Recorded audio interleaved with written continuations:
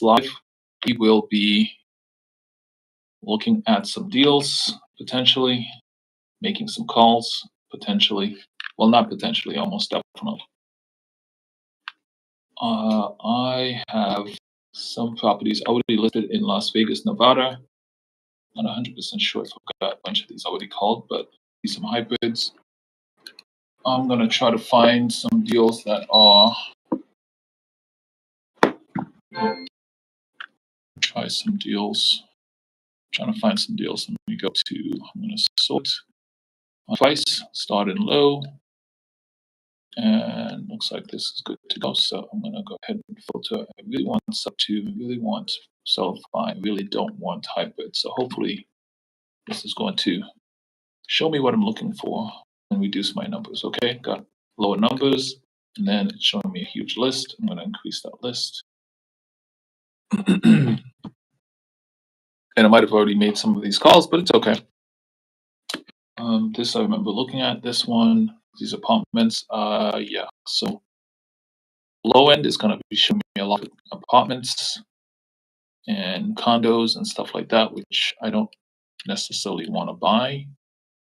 The reason for that is the condo associations can be a real pain in the tail. And if I don't have to deal with it, there's so many other properties on market. Why would I use those as my first ones to worry about? Right? That's basically the question. So let's see. This one will sell fine. Let's take a look. Probably has a condo association as well, but let's see. So now, unique property, lots of potential, single story with an awesome courtyard. Do not build them like this. They don't, huh? This is in Las Vegas. It's an interesting tree. 10 pictures, a lot of stuff from the outside. Yeah, they definitely don't build them like this. What is this? It's, I don't know, what am I supposed to be looking at here? The inside looks amazing. The outside looks like, wow. It's definitely an interesting build. Interesting build.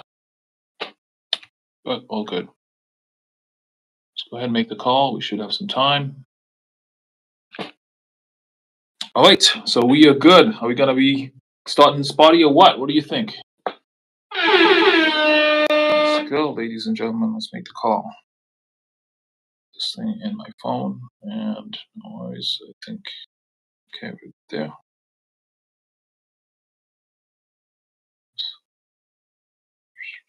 Smile and dial, baby. That's what we're about to do. Let's see how this goes.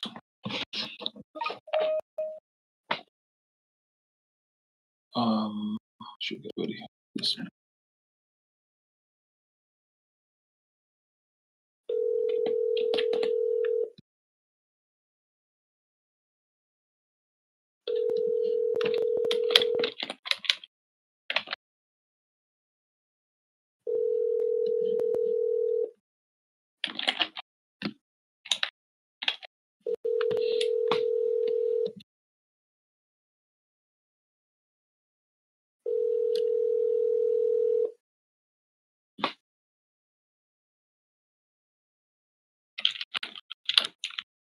Please leave your message for Yvonne. Who? Hi, my name is Clinton. I'm calling by Live. I am interested in purchasing the property at 2212 West Street in North Las Vegas. Give me a call it. So this too much and have a day. My friend is in the house. What is going on, sir? Just double checking my time. Definitely middle of the day. So we should have some time. Let's go. My buy box. And look at that. This property I just looked at. I need to put this in a place where I can find it nice and easy. Okay, another unit. It's all good, all good. We're not gonna sit here wasting time. Some food, docs. Does this look okay? Just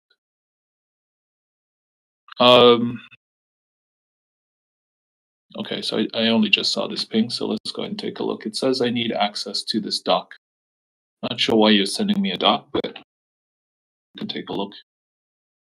You need access. Request access. I just view. I don't need.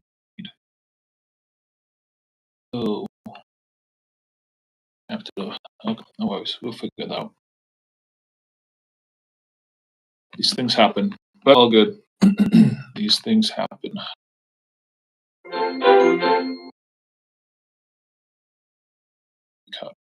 Copy. This link. I don't know if you wanted me to share this on the live, so good thing it did request my permission, so now I'm gonna go letter of intent LOI. Yeah, does it look good? Yeah, looks good. What do I need to see? The one thing, generally speaking, we don't necessarily add a signature on there, unless you want to go the extra mile and say, hey, can you give me the or can I send you the purchase and sale agreement, especially for a subject to or a creative deal? Can I give you the purchase and sale agreement, and then so they know you're really serious and you do want them to sign. Okay. So thanks for the question. What else? In other terms, other things I'm looking at on this contract is, I guess I would look up what is the purchase price. Are you available to come on stage? You want to talk through this? Hello to all the people who have come along. Is that a yes? There we go. Come on, talk about this deal. Or lead, I should say. Not necessarily a deal until we close it, right? Or until we finally underwrite it. How you doing? I'm doing great. Okay. How are you? I'm doing well, thank you. So I'm looking at this deal. To me, the letter of intent looks fine. You put it into a document, and yeah, you can print it out, document and send it. That's the LOI. That's fine. Question I have is, you're looking to purchase this property for $117. Business days are fine. That's a good number to start with. And generally speaking, they'll pick on that and say they want 7, and you'll be like, let's do 10. Your earnest money deposit, same thing. That's Okay. fine. Submitted 1 business day after the inspection period. Yep, that's fine. What else? Now, the question I have, this is in Dayton, Ohio. How much is this property? Is it on market? Yeah, it's on market for 19 days already. It's on market for how much? 19 days. No. The number of days is not necessarily important to me. How much Okay. are they asking for? Oh, yeah. For that, they're asking for 154. Okay, so 154. So the price you've got it here is a sensible offer. I suppose the question is, well, I don't know that it matters what the specifically what the ARV is, but does this property need a lot of work? Not so much. It doesn't even need any work right now because they have already did all the things that they need to upgrade and all of those things. Okay. And I just got the ARV about 190. Okay. So if the property has already been fixed and there's not much that one can do of this is basically a first offer. You're sending it over in. Are you sending this offer before making the phone call? No, Like, I have already you talked made the with phone call to them and said, realtor. "Hey, I want to send you this this number, and they said, how did they respond? Did they say just send us over a letter of intent or what? Yeah, they say that we'll take a look at it. If they agree, they will sign. She specifically say that it should be signable. So I was just including the signature tab. Okay. Yeah. How many letters of intent have you sent to different This will be my different first one. people? This would be your first one. Okay. Yeah. All right. Well, I would say go ahead and send it, and whatever they respond with, don't assume that it's the final word. If they say yes, they might still come back and say no. If they say no, Okay. you might be able to make some changes to the offer, and they might eventually say yes. Any particular reason why you're making a cash offer? Because I don't think this Versus like is a creative, hey, yes. can I buy this property over time kind of thing? Yeah. It's my first time, so the the only way I understand this is that I cannot pitch creative deals just good enough yet. So I'm Okay. going for a cash offer. All right. If they reject it, I can ask for Ashik or anyone to help me with pitching that offer. That's fine. You could ask Ashik, or you can ask me. I'm Yeah. shoplifter. It's always funny when someone skips over me and talks about other people, but it's all good. It's all good. It's all good. I can help you So, through. I can help you through, but it's all good. Yeah, I have a bunch of. You go to buyboxlive.com. A lot of my videos are now being recorded to YouTube. They walk through a lot of the process of the creative stuff. Also, earlier in this chat, I went ahead and made mention to. I guess I will post it up here. Here's this one, and then there were two of them that I listed. So you can look at this one. I'm going to respond to this one. 1 second. Reply. Where's my reply? Right there. And then I'm going to mention you. This. Here we go. Mention you. So yeah, it's very recent. Literally, you came in. It was the last thing I put in there. So go ahead and take a look at the notes that I put in there. That one and the previous message that this one referenced. It basically talks about what exactly is creative financing, and what is Sellify, and Sub2 and those types of things. And then the video as well. So up there I have a video. I guess I should mention it again. It's all good. So I have a video that talks about it very specifically.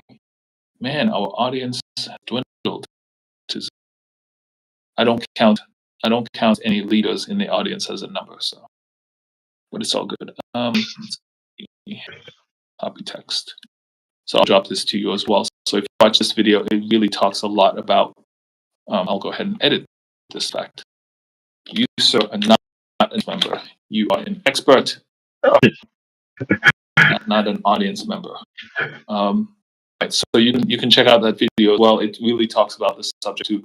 The simplest way to say it is, I am a buyer, so your goal is to try to find a deal for someone like me who is a buyer.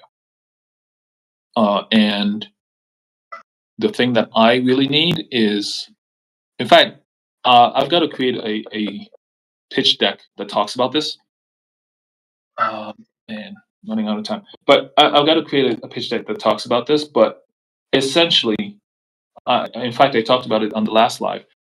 If somebody gives me an awesome deal, and it cash flows, let's say 100%, like I put in, let's say $50,000. I'll say 200%. I put in $50,000, and by the end of the year, like 6 months later, I get all my money back, and then by the end of the year, I double it. Right? I'm making so much money on this deal that I would be getting $100,000 by the end of the year. It is an awesome deal. If you brought it to me, I would probably not buy it. Still, I don't. It's outside of my buy box. And the reason for that is I don't want to spend $50,000 in any one deal at all. I really don't. No matter what the people tell me, no matter, oh yeah, there's someone in there spending a lot of money on rent. You know, I don't know that I'd be able to trust it, but I'm using that as an extreme example. Alternatively, if someone brings me 5 deals that are not perfect, but they do cash flow, and each of them has $10,000 entry fee, then it's almost I will look very seriously and potentially want to buy those deals because my entry fee would be so low for each. Does that make sense?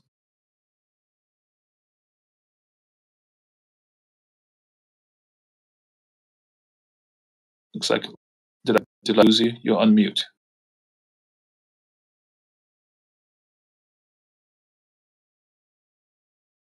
Hello? Are you on the phone? Did you stop listening? All right. So I don't know what's going on there. Okay. All right. So I appreciate that, but my question did. Okay, so that made sense. All right, I appreciate it. I saw it in the chat. Yeah. So that's pretty much it, right? So someone like me, who I buy creatively, I want to buy a property over time, and I don't want to spend $117,000 buying a property, right? Even if it's $1 million property, I don't want to spend $100,000 buying it because that's a lot of cash that I could have spent on, 10 different or something, right? And diversification is the key because if something goes wrong with one of my properties, then I still have other properties that are potentially cash flowing and are not giving me a headache. Right? One of them is giving me a headache. Okay, fine, I can deal with it. But if the only one that I have, as I spent so much money on it, is giving me major headaches, it's going to be very, very bad for me and probably the people around me. I'm not going to be too happy. So that's the idea there. So that's why subject to and seller financing are really helpful for an investor like myself. And then, like I said in the chat, those things basically define what the subject to situation is and what the seller by situation is. Okay. But if you have other questions, feel free to ask me. And like I said, I'm glad you've done this letter of intent. Go ahead and send it. And then, once you get responses, come back and we'll figure out what's next. Okay.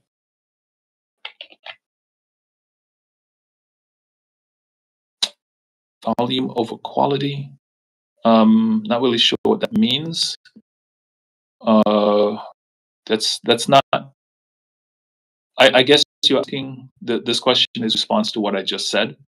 What I'm discussing is not volume over quality. It is diversification, right? One awesome deal, and then I get into it, and then it wasn't that awesome after all. But I just spent all my money on it. Now I can't do anything else because it was just one bad deal, and I thought it was a great deal, but turns out it was bad. Okay. Alternatively, 5 okay deals, right? 5 good looking deals. And then it turns out that one of them was really, really crappy. But 4 of them or 3 of them are good. And one of them is actually awesome, right? So it's not necessarily quantity over quality. It's that the ability to, potentially find quality in smaller amounts. It's quality in moderation. Quality in moderation. You don't spend all of your powder. You don't go to war and be like, okay, I've got one gun with one bullet. I'm going to go at risk management. That's another way to put it, yes. I got one gun. I've got one bullet. It's a really big gun. It's a really big bullet. I'm gonna go to war, and then you shoot it, and that's it. That's all you have. It's like, oh no, well, you're done. What if your enemy, was hiding out and you didn't see all of them? Now what? They will not accept it. You know that, and I'm still sending it because I want to let them know that the price they want is too high. It's free and clear. I need help pitching a seller financing. Okay, but why would the price be too high? Why would the price be high? No, you're still not okay. World War II, right? Let's use that example, right? The US had like 5 nuclear bombs ready to go, and they were feverishly working on more. And they dropped one, and they're like, "We're going to war," and they dropped one, and Japan was like, "Yeah, yeah, you just destroyed half our, our village, maybe the entire village, and multiple villages around it, but we're still not giving up. We're still fighting. You just dropped your one bomb, right?" And then America was like, "Oh, you thought we only had one? Boom, here's another one." And then Japan was like, "Oh no, they actually might have more. They might destroy us completely, right?" So yeah, the one bomb that's not going to do anything.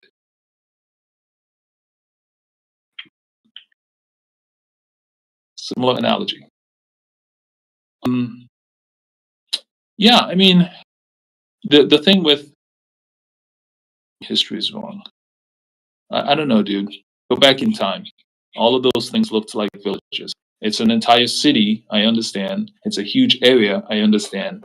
But because the cities were not this kind of cities, they were not this kind of big, you might as well have called them a village. Nagasaki and Hiroshima. Trust me, I know my history. It's okay.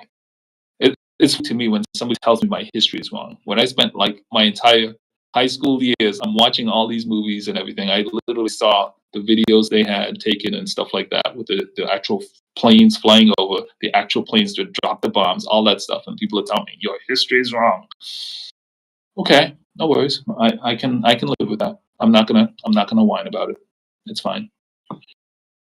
Equity is 88K. That's all they had back then, dude. They had real life movies. That's how they created them. They created real life movies from real life reels, from videos that people took. It's like a personal video. Somebody took a personal video and they turned it into a movie. That's what they did. This is not these kinds of movies where they use all kind of CGI and fake stuff. No, this was real stuff. But all good. The equity is about lower, and they are still working. So here's now I'm getting confused, right? Because you said the property was free and clear. Okay, if it's free and clear, then the equity is 100%. The equity, um, what? How could the equity be 88K? I mean, unless, and you already said the ARV is. I guess you discovered that the ARV is like 190, and they're asking for two something. Is that why you say that? But generally speaking, something is being clear, then they have 100% equity. Now they can still be asking too much money for it, right? But that doesn't make any difference with equity. Equity is basically defined by, hey, this is how much you're selling a house for, and this is how much, um, you subtract how much is encumbered upon that property, whatever the liens are on that property, which would basically be loans. So you need to have like a loan or something for equity to be involved at play, to be something other than 100%. At least not financial advice, but in my limited experience and understanding, I would say. But yeah, again, like I said, to your point, it might be that the price is too high, right? It's that's quite possible. But you can basically go to them and say, hey, you're trying to sell this property. According to what I see, it's worth 200,000, and you're trying to sell it for 400,000. That's insane. I don't want to deal with you. You just go and make a different call, someone else. Now, if you do want to continue to pursue it, it's fine. You can go to them and say, hey, you're asking as much as you should be asking, in my opinion. But if that's what you want, fine. I will give that to you over 30 years, so that I have 30 years for the property to appreciate. And then if it does appreciate in 10 years, then I can, finance, or something might do, or I can sell it and completely pay off whatever I owe, whatever whatever I haven't paid you as of yet. I guess I would say, right? Whatever the extra price is that I said I would pay you for this property that was too much. So you can, that's basically how you would sell it, right? How you'd offer it. That is not what I wanted, but it's all good. Move along. Move on. Pulling this up again. Ladies and gentlemen, ladies and gentlemen, we are on Buy Box Live and discussing properties here. And let's see what else. I'm gonna go and look for a different property. Make some more calls. This one's Sellify. So this is another example, right? It's Sellify. If these people pick up, you can hear me have that pitch with them right now. So let's see. Oops, hold on that. Go to this guy, put the phone numbers in.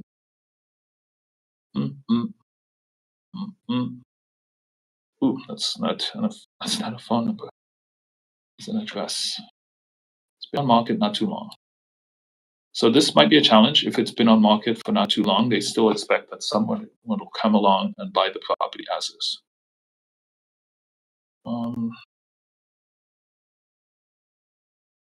Now, I've set up to make this call, but I should probably check the pictures because if it's been renovated, virtually staged, if it's been renovated, then they might have a loan on it that just doesn't show up anywhere. It's only got one bath, but we can do something with it, right? I just prove it, right? Right there, it does. We can find a way to make it cash flow because there isn't potentially any loans on it. So let's quickly check Zillow, and then I'll make the call. They dropped the price. And generally speaking, what that means is they're going to drop the price. Whoa, it's been on market according to this 21 days, but is that because they took it off from book? It was contingent. For rent. Oh, okay, cool. So this is helpful. 2019, 315, check out the price. This might show motivation. So in the meantime, let's go back and take a quick look and see what we can do this property. This is only it's a 3-1. Can't do too much with it. 3-1. And potentially they're looking for $1,100. With that, I'm losing money, but how much can I get for rent? According to this, Section 8 is more than this. So if I could potentially get, it's 3-1, probably can't get much more than this on a 3-1. Even in this location. This is in Las Vegas. But if I could somehow get 2,500, yes, it's not going to work. If I could get 2,500 for rent, then I can give them all of that. All right, here we go. Make the call. This is the seller finance.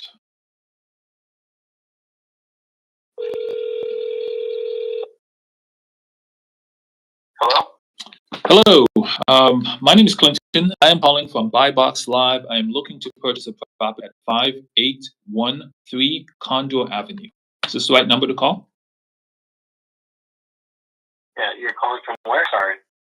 So I have a show called Buy Box Live where some people are watching me on deals and learn what makes a really good deal. And I think this makes a good deal if we can find some way to work out how I can buy this from you.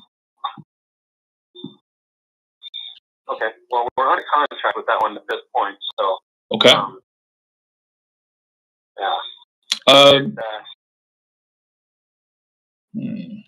Let's go back. Let's just double check. You know what? Yep. Has updated. Does say under contract. Here's a question: do you have any other property similar to this one in the same general area? I'm looking to land and expand. No, I don't. Unfortunately. Yeah. Unfortunately, I do not right now. Okay. So wait. So when you say unfortunately, is the property that you fixed and are looking to flip? Have that's not under contract is a 1.7, 1.6 listing. So. Ooh. Okay. Nothing like the condo one where you like fix flip type of thing or. Right. You know, whatever you're planning on doing with it. Okay. Now here's a question: are you a flipper? Did you fix this property and now you're selling it? I'm sorry, you broke up. What was that? The question was, Hello? yeah, can you hear me okay? Yeah. Okay. So the question was, is this, are you buying properties, fixing them, and flipping them? Sometimes I do, but that's not what I do full time. If I have a deal, that's fine. I do it. Okay. Okay. Fair enough. Fair enough. I'm looking to see who I can work with in the area. If I find a property that does need fixed, because my goal is to find turnkey properties and rent them. But if I find a really good deal, I don't have someone on the ground right now who can, who can renovate them for me. So I'm looking for experts, basically. Gotcha. Okay. Yeah. Well, I appreciate the call, but yeah, one is wrapped up. I don't have anything else at this point. I do appreciate the call though. Okay. And if you do see it pop back on the market, feel free to reach back out to me. All right. Will do. Thank you so much. Have a great one. Thanks.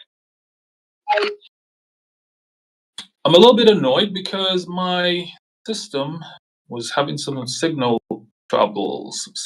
I'm not really sure where it came from. I'm hoping it's not my network, but it's quite possible it was my network. So not too happy about that. Okay, bye-bye, sir. Dun, dun, dun, dun, dun, dun, dun. All right, let's see what else we got. It's a good-looking property. I skipped over the fact that once I went to Zillow, it showed under contract. My software here doesn't show it under contracts. So it's okay. It's okay. Made the call. Nice and easy. So you get to a point where you see a deal, it looks like a deal, you can make it a deal, etc., etc. You make the call and see if you can make it that. If you can't, you move on. At least that's what I do. I try not to go through the trouble of sending an offer if it's, if they're not going to be interested. I try to make that conversation and figure out, hey, is this even going to work for you? So we'll see. Still got some time. Let's go ahead and find another one. These folks are doing a pretty good job. Let's take a look. This one looks good. Looks good. View on market. Should be Sellify as well. Single family 3.2. Let's go ahead and take a quick look on Zillow. See if I've got some of the stuff going on here. What was the message I just saw? It's off market. Okay. See why it's important to check multiple sources when you go to deal with this stuff. Multiple sources. Is their price history?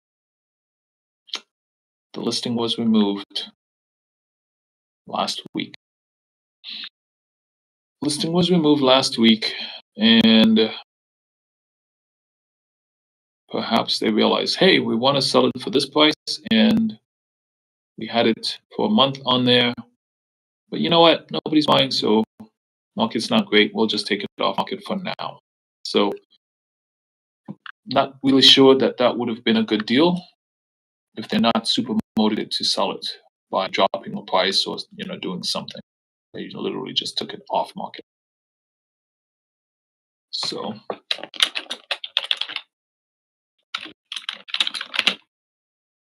okay, so wait, it's fine. So what that means is right now, actually, I think the challenge I might have is this is from a list that I had gathered before. So these might be a little bit outdated. But I thought I refreshed it. So if I refreshed it,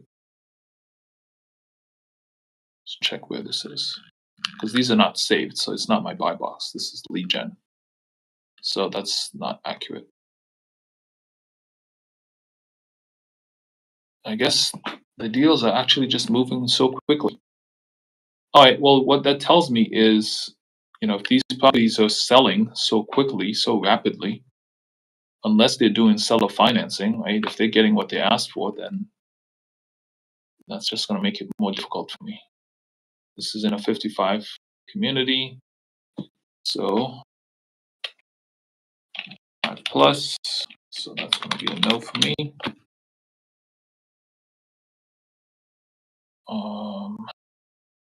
You save, tell me you save, tell me you save. 16. This one is, what's wrong with this one? This pending. This was, it's off market. Now, why am I not doing off market, which I can do, right?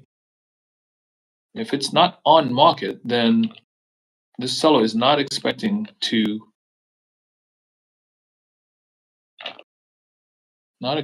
get calls for this property, right? And if they do, they're probably going to be very, very unhappy. And I'm all about happy. I'm not about running through a brick wall just because it's a brick wall. I can do it, but so many other potentials on market that signify, hey, someone's trying to sell a property. Why would I do it? Okay, so this one appears to be short, have another short period of time on market. Let's see if we can be more active. Let's see, update my time. Should be 4 something, just after 4 p.m. Active on market, 15 days according to this. History, etc.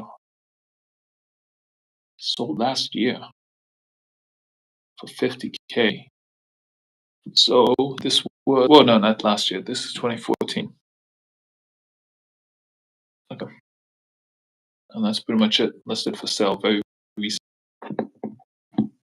All right, so problematic.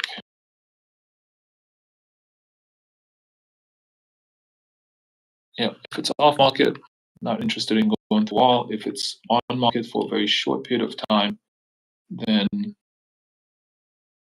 they're still expecting someone to come along and buy it at full price. And they might be right. Someone might buy it at full price. I don't know. So we both want to find out. Give it some time. So this has community offers, lovely pool, etc. And the HOA fee is pretty big. Taxes, insurance, but the HOA fee. What's wrong with the HOA fee of $300 or $250? HOA fee of $250 per month is not bad. What's challenging about that is they can raise it to $2,000 if they want, right? It might be a pain. That might just be an extreme number. But $1,000 or whatever, right? They could potentially raise it. I suppose, yeah, I don't know that they drop it, but they could potentially raise it. Especially all these quote amenities that they have to keep up and they have to pay for. They're like, yeah, somebody's got to pay for it. So those prices can potentially go up and make it much more difficult. Getting 2,000 here, I would potentially do a seller farm. I'll have $1,000 to play with. The reason for that, I'm getting $2,000 in rent. Those numbers make it very difficult. Because if I'm getting 2,000 and somebody leaves, it makes it very difficult. So we'll move on. If you want to know more about it, go back and watch some of the other videos I've talked about it. No worries. Thanks for stopping by.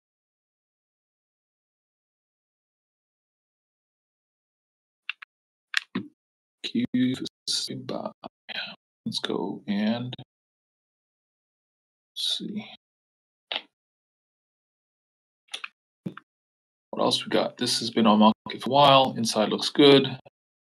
Outside looks good. Beautiful Vegas property, home offering both concept layout. All right. HOA fee is expensive. My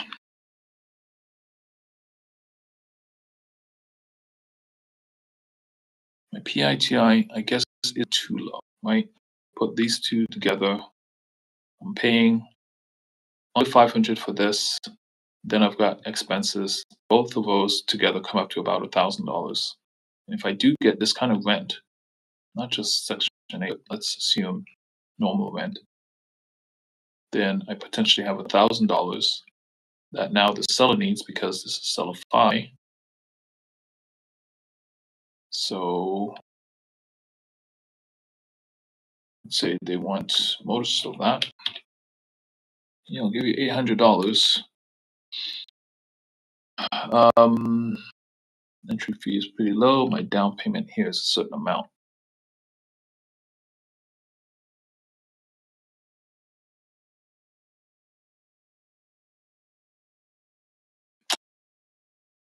Something that's like a real, this has a pool and everything. It's gonna be hard. I want something that's just gonna be a sensible deal.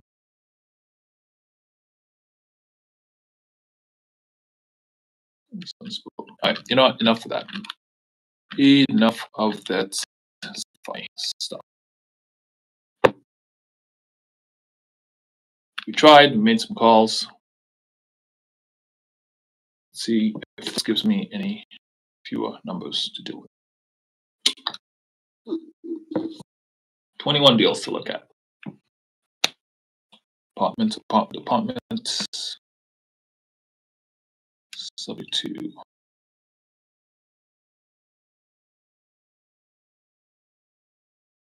equity, good amount, rent, good amount, rate, kind of high.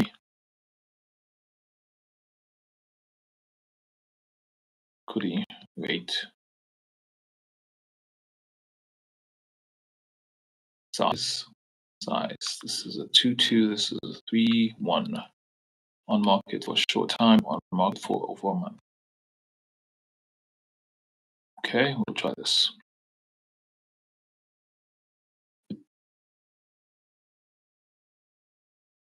What's the picture? The picture is renovated, really well done. One full price, most likely. Renovated, yep. 2 loans. What kind of loans? Okay, conventional. Okay, PITI is pretty high. Total payment is almost $2,000.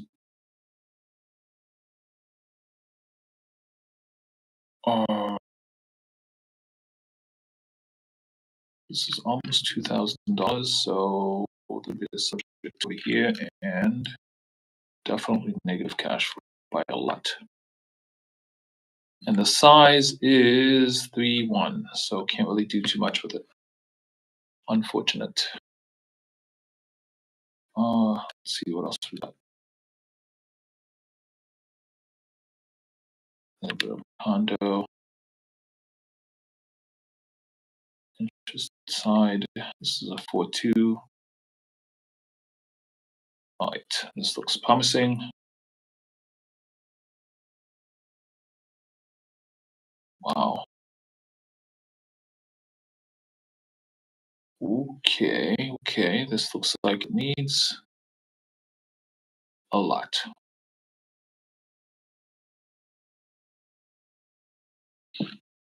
Wow.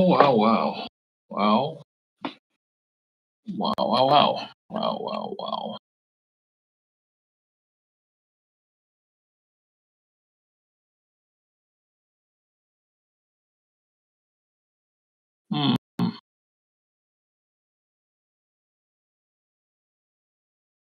Well, here's the thing. Before these pictures were taken, someone lived here. Someone might still live here.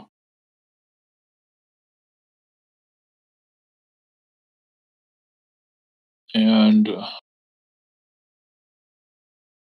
mean, it's not my place to judge. They have a lot of things in that property. Now this would be a fix and flip, and single-story home boasts 4 bedrooms. It would be a fix and flip, but the price is very high, and it wasn't on market for too long. And really interesting, it got a construction loan very recently. So what are they doing? I wonder if these are old pictures. Maybe it's already been fixed, and then it currently has a loan on it, a renovation loan.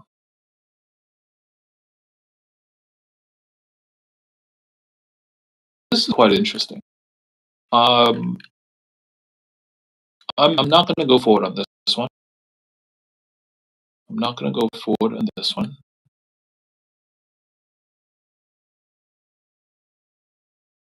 And yep.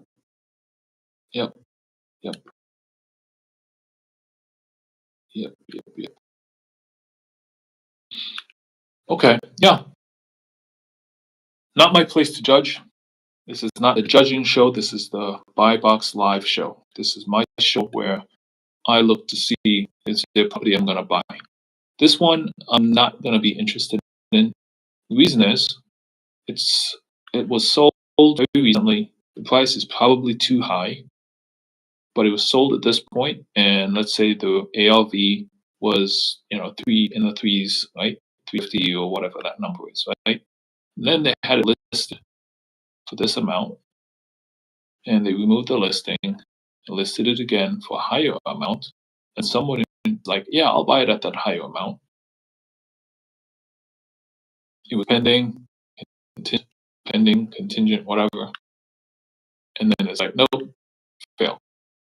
Okay, so that person may have seen the same issues that I saw, which is, hey, if you just bought this property for this amount, if you now have a loan on it,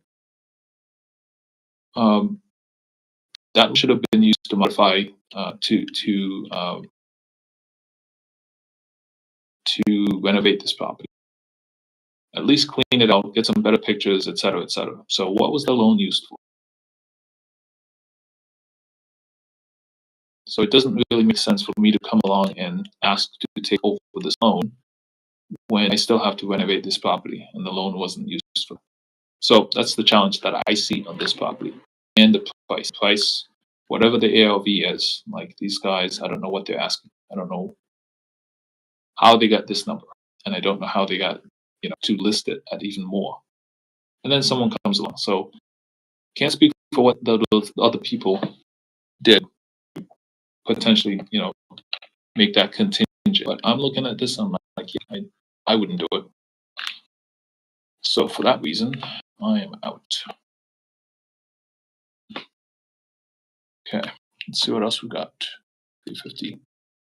All right, so I think one of the challenges I'm going to have with this location is the size of these properties, the prices of these properties. The size of these properties, the prices of these properties. I think those two are going to be pretty big.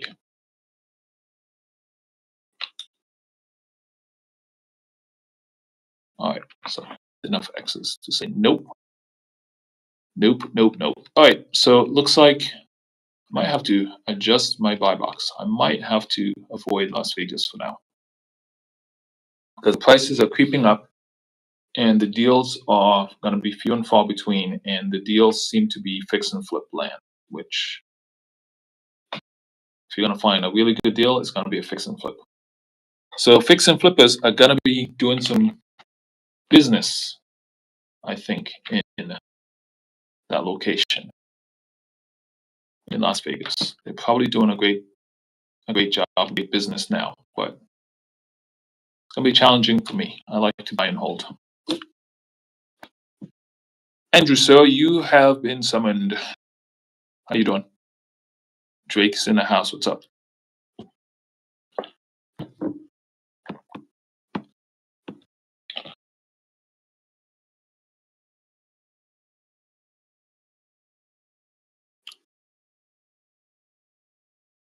Okay. So in the meantime, I was hoping to do this. Call me up. Yeah, I'm on the desk. You raised your hand. How you doing? Oh, talking to me. Hang on, Yeah. hang on. Can you hear me? No? Yeah, I can hear you. You can, I'm sorry. Yeah. Great. Oh, I just had a quick question. Don't mean to cut in on what you're doing there. No problem. Go ahead. I just had two properties and I'm having trouble being sure about the comps. Okay. One is, So how much hold are on. they asking? 7, can you tell me? They want 7,799,999 or 779,000. It's in Santa Clarita, California. Ooh. Why Yeah, would you- and I knew you were going to say that, and I'm telling my partner that. The first thing you would say to me is Yeah. California. All right. So I just went. But we have some ties to that property, and we're very familiar with that property. Okay. So we feel like it looks like they're having trouble selling it.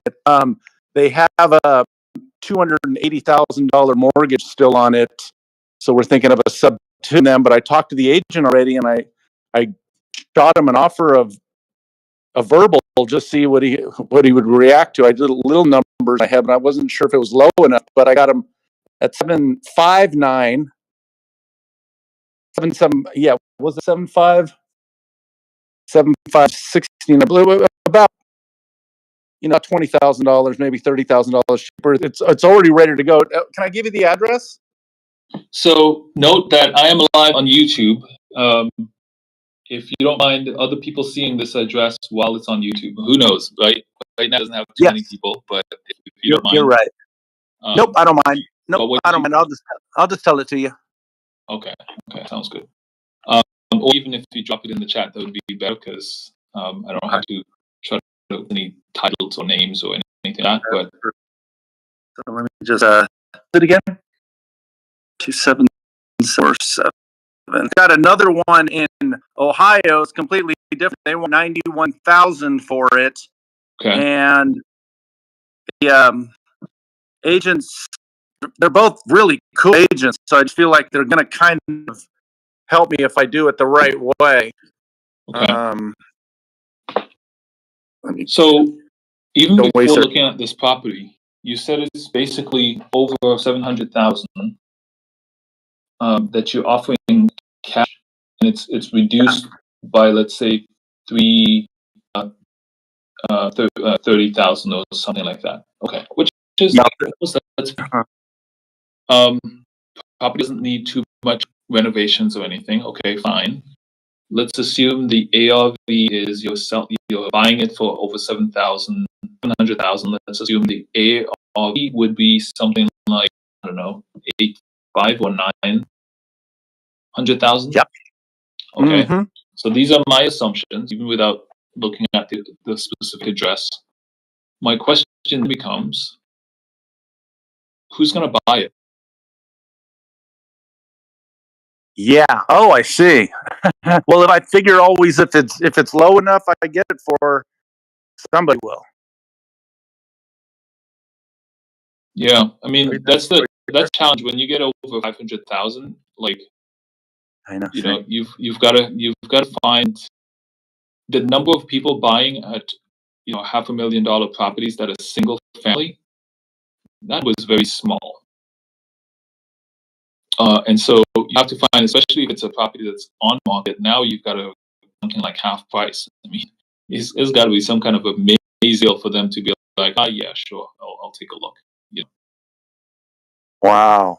That's what I'm thinking. Now, an alternative would be to say, like if the property work, if it's, if it needs, let's say, $100,000 or $50,000 or something, then you could potentially sell it to a flipper, and they'll pick it up, renovate it, and sell it for, a profit of 100,000, right? So whatever ARV would work. So that would be potential, but even in that case, you still have to find the buyer. So you said it was Santa Clarita? Yep, Santa Clarita, California, Castaic.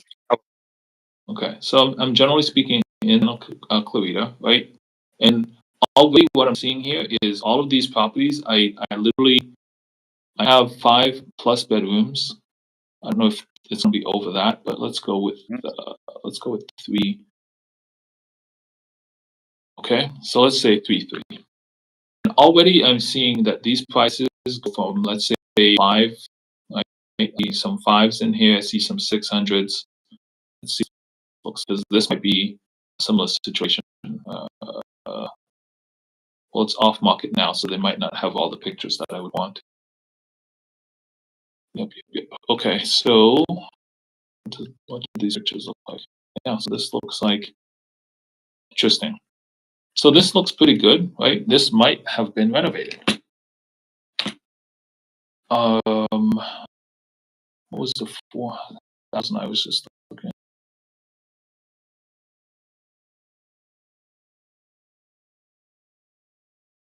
Okay, it's listed for rent. So someone bought it for 600,000, and then they put it up for rent for over $4,000, and then they had to reduce it because nobody's like, yeah, I'm not spending $4,000 on rent, you know. So I don't know if that's going to be successful, but at the very least, this one is 600,000, and it looks like it's already renovated. But I'm looking at these other prices, and these other prices are, let's say, like I said, right, over 900,000, just like I guessed, over 900,000 ALV, over $1 million for some of these properties. Potentially, you have that, right? But the way I would approach it would be, hey, does this property need some? If so, let's find a property that was potentially renovated. Let's say this one, right? I'm just gonna guess because I don't know yet. There are different tools you can use to find out which property is renovated in the location. Investor base, I guess, might be one of them. But I want to look at the price history. Show more, please. All right, here we go. 95, and then 2000 listed, and basically sold. Exchange a little bit old. Okay, so this doesn't look like it's flipped. What I'm looking for is a property that was sold for like something like 340 recently, and then, 6 months later sold for a lot more. Right? Basically what I'm looking for. Try this one.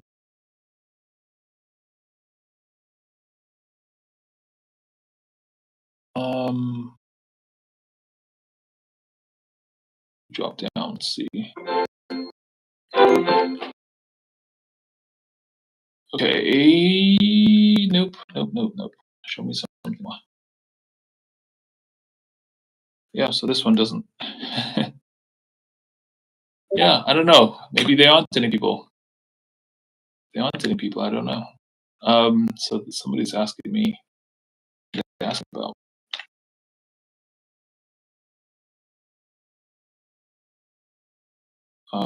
What?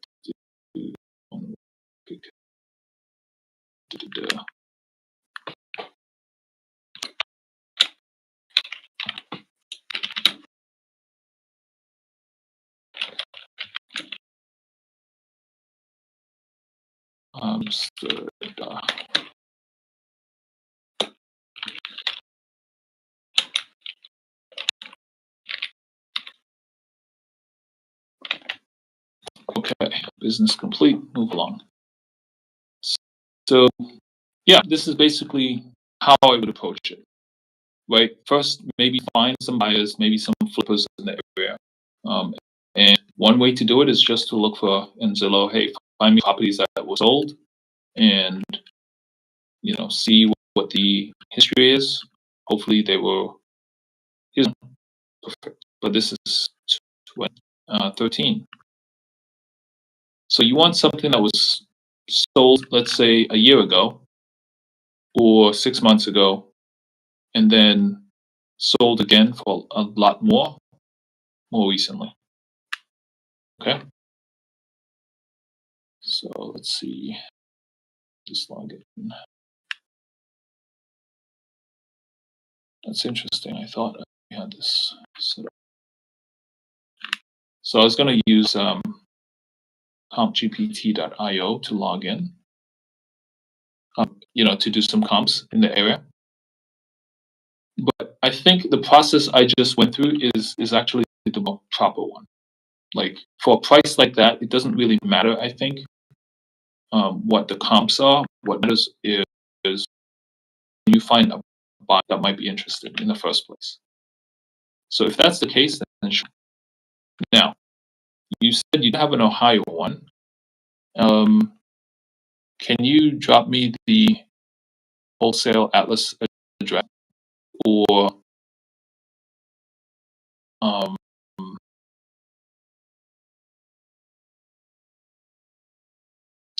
not only are you muted, you're not on stage. So he's saying, I think you're muted. You're not even on stage. So if you're trying to talk.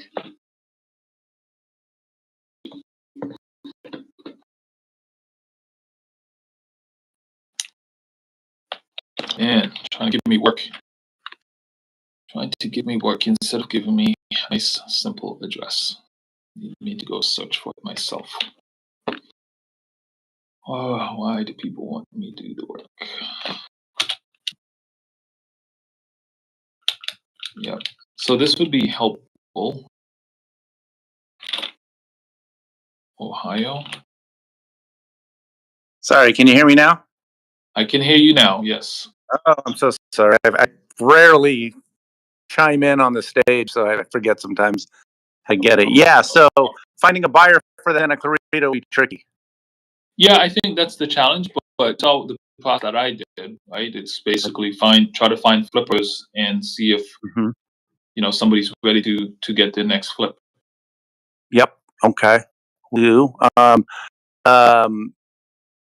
said, try to get it for half off, try to 50%, and of course that's really, really tough. But as far as they want 7.9 or whatever, and if I get it down to 6.9, are we in better shape as far as buyers? Just in your quick opinion, is that enough to go down? Yes, I think it is, but that buyer will tell you, because here's how that works, right? This is why it's important to find that buyer first, right? Welcome to Buy Box Live. That's what we do here. We talk about the importance of buyers. So if you find the kind of buyer for a price for a property like that one is, what was it? Right? The kind of buyer for a property like that, because it's just so expensive, right? It's going to be very hard to, I don't know if you already know this, but it's very, very hard to get a property that cash flows when you're spending that much money. In fact, let's use the example I just used. I'm going to pull up random. Let's go to underwriting. And I'm going to do a CAT for any property. Ooh, let's go with an address, 90210, as we all know. All right. Property taxes, I don't know. I'm just going to put in $100. Insurance, I'm going to put in $100. Not too relevant right now. HOA. Okay. Now, we're going to do a cash deal. So it's cash. We're going to say our property offer price is $700,000. Okay. $700,000. You're buying it for cash. And then you want to say, well, how much rent am I going to get on this property? Monthly income is located. Monthly costs breakdown, debt service ratio 0 because I'm buying it myself. Monthly net, where are my property estimates? Here we go, rental estimates. So I saw a property where they had it listed for something like was it $4,000 they had it listed for. Okay.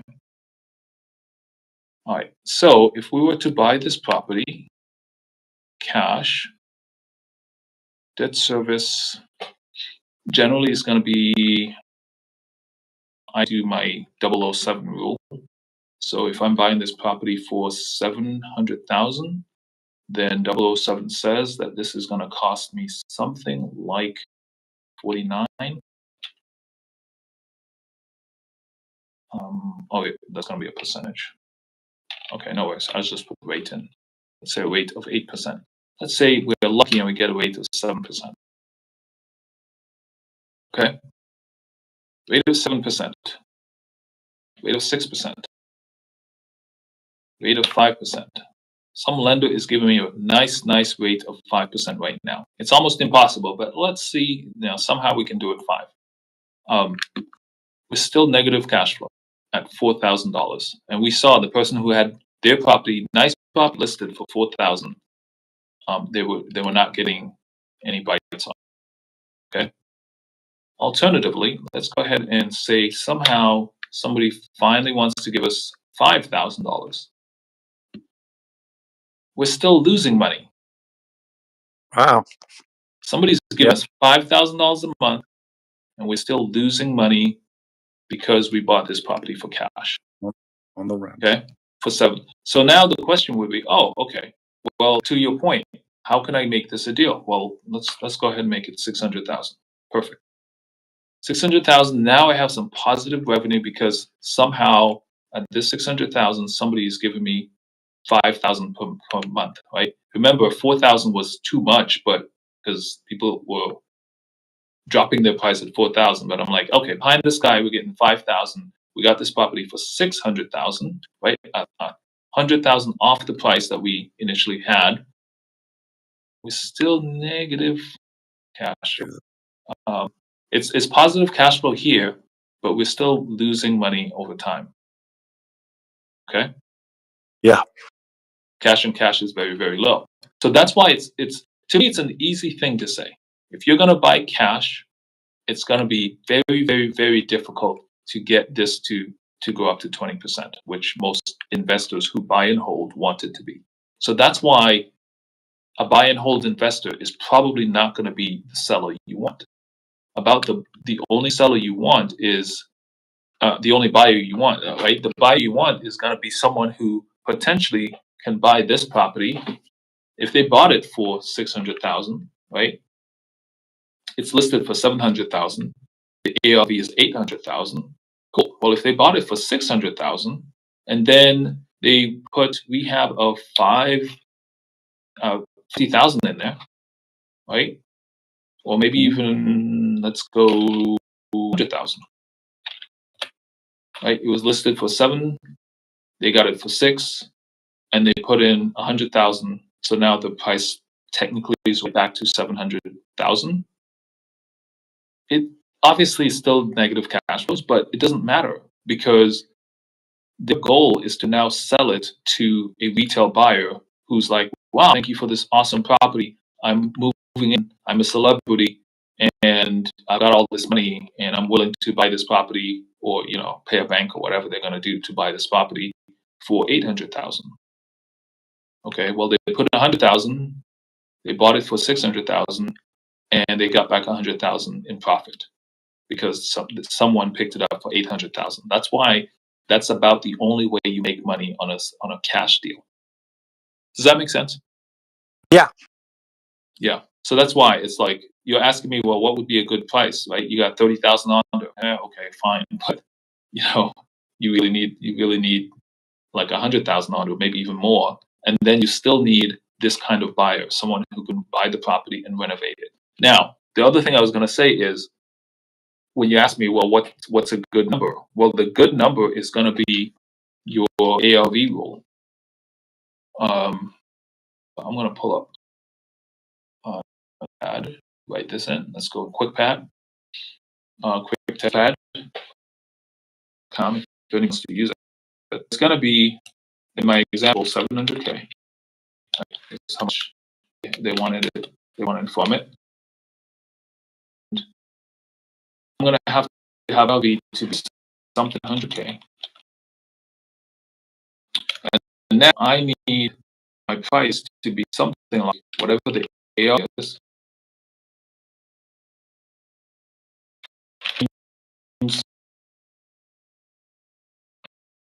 because they have to make at least 10 profit.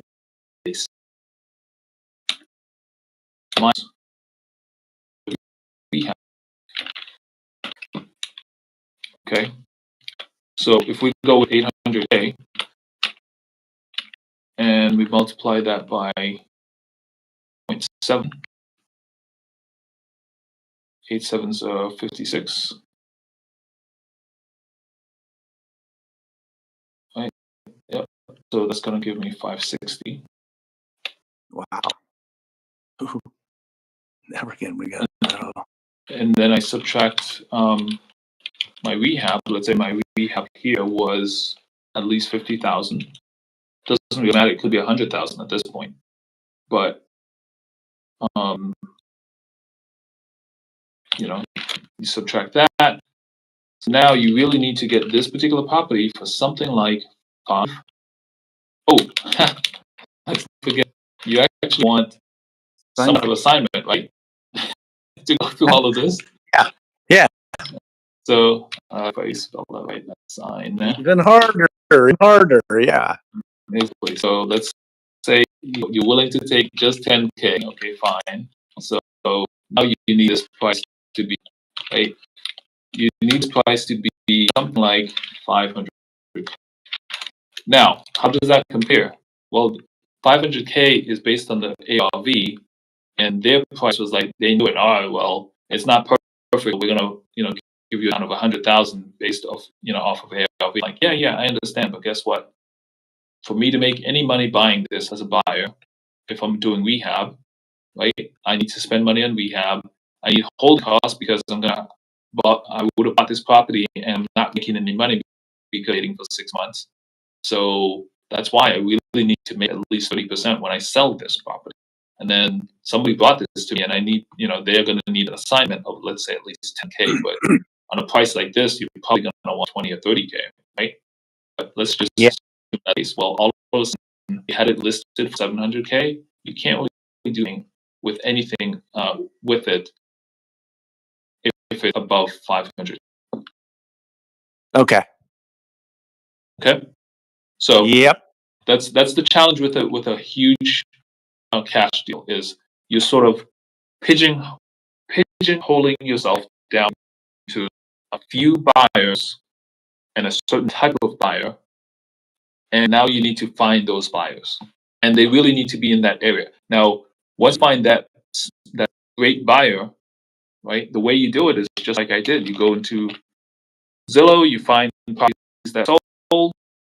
You can use some other tools as well, right? Properties that sold, you check the history. Sold as least for a good price. And let's say 6 months or something, it also sold it again like that. So you can tell, okay, this was definitely fixed. And now I'm to them, they have a renovation property right now. How that can they, pass another one if you can under contract with me stuff. Solution. And then they will say, okay, give me okay, well, based on that my numbers on this, like I'm going to need to spend 50. It's like I'm going to need to put 150K. Number, they're going to be the ones to tell the experts in the area and the price of it. Yep. So have it. That's the tricky. Thank you. But also, but also, would you suggest, if you were going to take a stab at this one, just hitting them with the seller finance? I'm sorry, sub 2. Can you hear me? I'm thinking about the question. So they owe 230 or 280. I don't recall. I looked at their mortgage. Yeah, well, if they're willing to show you the mortgage, then they might be amenable to a subject to. Yeah, they gave me the inspection report. Somebody tried to come at them with the full price, and it fell at escrow. No, you're kidding. Really? Yep. I'm joking, right? Yeah. Yeah. Someone's like, yeah, I'll give you even more than you're asking. Okay, You will you? Yeah, let me get it on contract. Okay, you will you? Yep, and now I will submit it to one of the dispo teams, that we are very familiar with, and hoping that dispo team can do something with it. That's not really. The better way to do it is use buy box site, find a buyer, and if you can't do that, then somehow make it a really, really, really, really good deal based on that. Yeah. Am I on to? Can we take a peek at that Ohio listing real quick? Yeah. So let's take a look at Ohio, because that is going to be the complete opposite situation. More Deal plausible. entry. Yeah. Okay.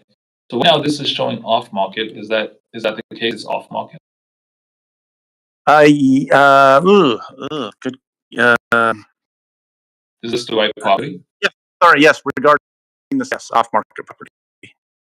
Says that it needs an agent sent over from Cleveland that I know, and he needs about 15,000 for a full reno job.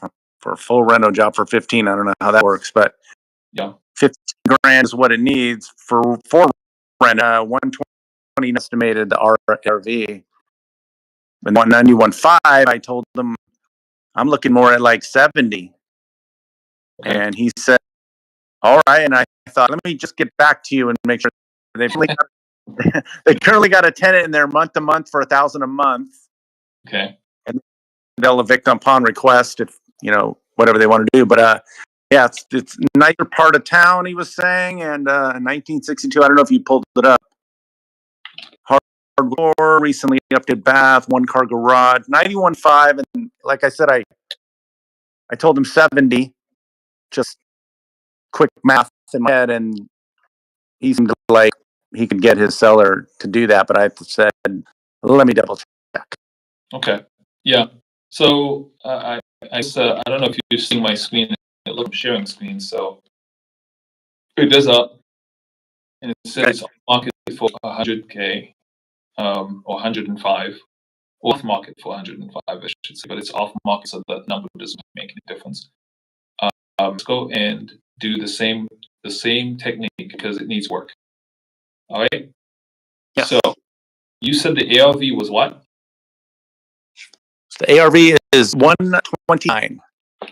130, and what else? We got to multiply that by 70. Okay. I'm going to go with $20,000. Just because there's a tenant, it needs something. Okay. But you could also just leave the tenant in there. Well, you can't really wait with the tenant in there, so you got True. Right? You're going to be a slumlord, keep the tenant in, and just sort of work around them, or what are you going to do? That's basically what you're doing, right? So that's your fee, and then so let's do the math here, right? We've got 13 times 7, which is just a little bit over 12 times 7, and 7 times 12 is what? 4? So that's something around 90. Okay. 30. Pull up my trusty calculator just to confirm. 91! Woo! I love my math skills. It's not perfect, but it is pretty darn good. You said 90, it is exactly 91. Man. All right. Yep. So there you have it. So that's 91. And then we're going to subtract 20 from that. That gets us to 71. And then we're going to subtract 5 from that, which gets us on the other side of that. Is going to be 66. 66. Right? Yep. All right. So that's assuming you get a 5K assignment. Okay. And then you said, hey, was the number you gave them was like 70? You gave them 70. So, I guess if you don't need an assignment, you could potentially do that. Or if the rehab is really 20K, you know, to your point, you probably want to be more conservative. They're going to be like, oh yeah, sure, you could just put 10,000 in here and be fine. And then you really look at it, you get an inspection, and all of a sudden you need, 50K or 30K or some number that's a whole lot more than the number they gave you. So a couple of things here, right? This is the thing that looks like a much opportunity, a much better deal, because the numbers are so low that obviously you still need someone who's gonna renovate it. So you could potentially sell this to a fix and flipper, and they're going to use this kind of formula to try to figure out how much they will buy this from you for. They're willing, in this case, it's on market, or the last on market price I saw there was 105 or something, and they're like, okay, cool. So, and then they'll do their own comps and figure out their ARV, and they'll probably say, I don't know, you say 130, but I think it's 120. Okay, well now you're losing numbers, right? So that's 120. They're gonna still do 70%, and they're gonna put up and say, it needs 25, 30.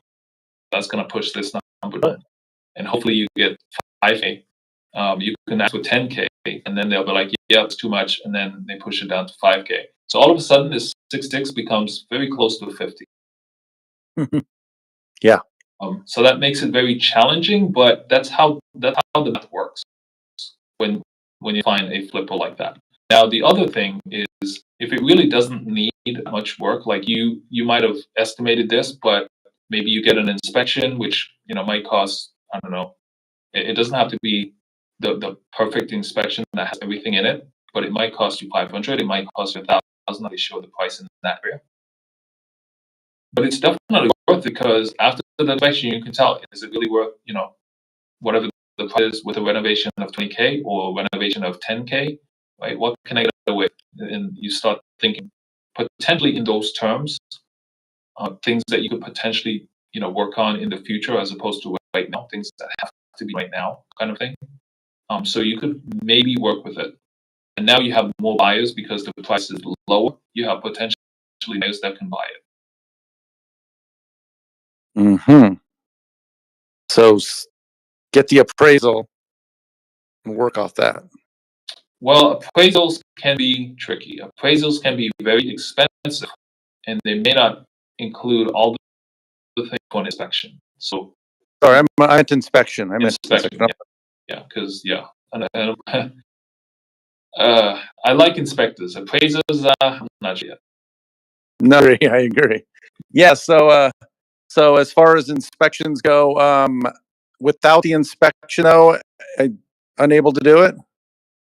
Well, the way that this generally works is just like you did, right? You can, like, you go back and you said, I think 70 is going to do it. Well, he has this thing in his head, 70, 77, and you go back, like, actually, I know. Based on these, we did some further underwriting, and we really can't do this for any more than 60, right? And then he's going to be like, yeah, that's impossible. We need 65. I'm like, I don't know if it's going to work. I can, we can potentially go under contract, but just so you know, it might not work. We'll need an inspection. Once we get the inspection, we'll figure out, Yep, what kind of renovation we need, etc. We'll go through the process, but just know it's probably going to be lower than 65. right. We have to revisit. Okay. Yeah. I like that. Very good. Yeah. Oh, thanks so much. And I don't want to keep you much longer. Yeah. Appreciate your time. No worries. No, it's perfectly fine. This is good, because at the end of the day, like this, you want to make calls, but people are probably not going to pick up, and a lot of people won't, I should say. I've had that experience. I'm not doing this full time in the daytime, so I've got other things, other places in the day. So, having a conversation like this, we discuss, at the end of the day, I think this is an awesome time. So don't worry about it at all. Awesome. I will keep watching, and talk to you soon. Okay, awesome. Thank you. Keep watching. I will. Thank you again. They can learn something from it too, hopefully. Yeah. All right. Thanks so much, Andrew. Good talking. No problem. Have a good one. Bye-bye. All right, other folks in the audience. I see Francisco. How's your deal going in Northwest Phoenix?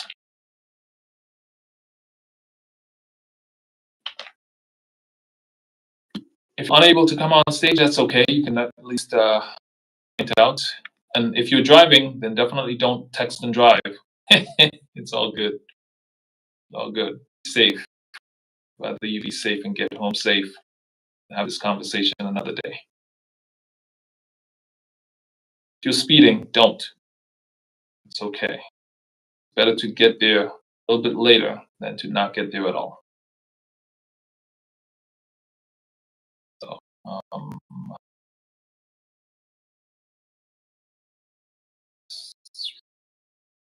do it. Too late. Too late. Too late. Too late. All right, sounds good. Anyway, so let's go back. Oh, look, we are basically at time. This is presumably going to be a short one today. It's been a long week already. We've got. I should have some results tomorrow on the deal I'm looking at in St. Louis. I'm getting an inspection, and yeah. So earlier this week, we did some things with. We did some things with setup, some things with the website. I got this video up and running. This video, latest video is at video.sharedequityplan.com. Video.sharedequityplan.com. I don't have a link once you're on the website. I don't have a link directly to it. Maybe I'll add that at some point in the future. This is for those people who are actually watching this show. Secret sauce, and let's see. It's the right one for this. Secret sauce.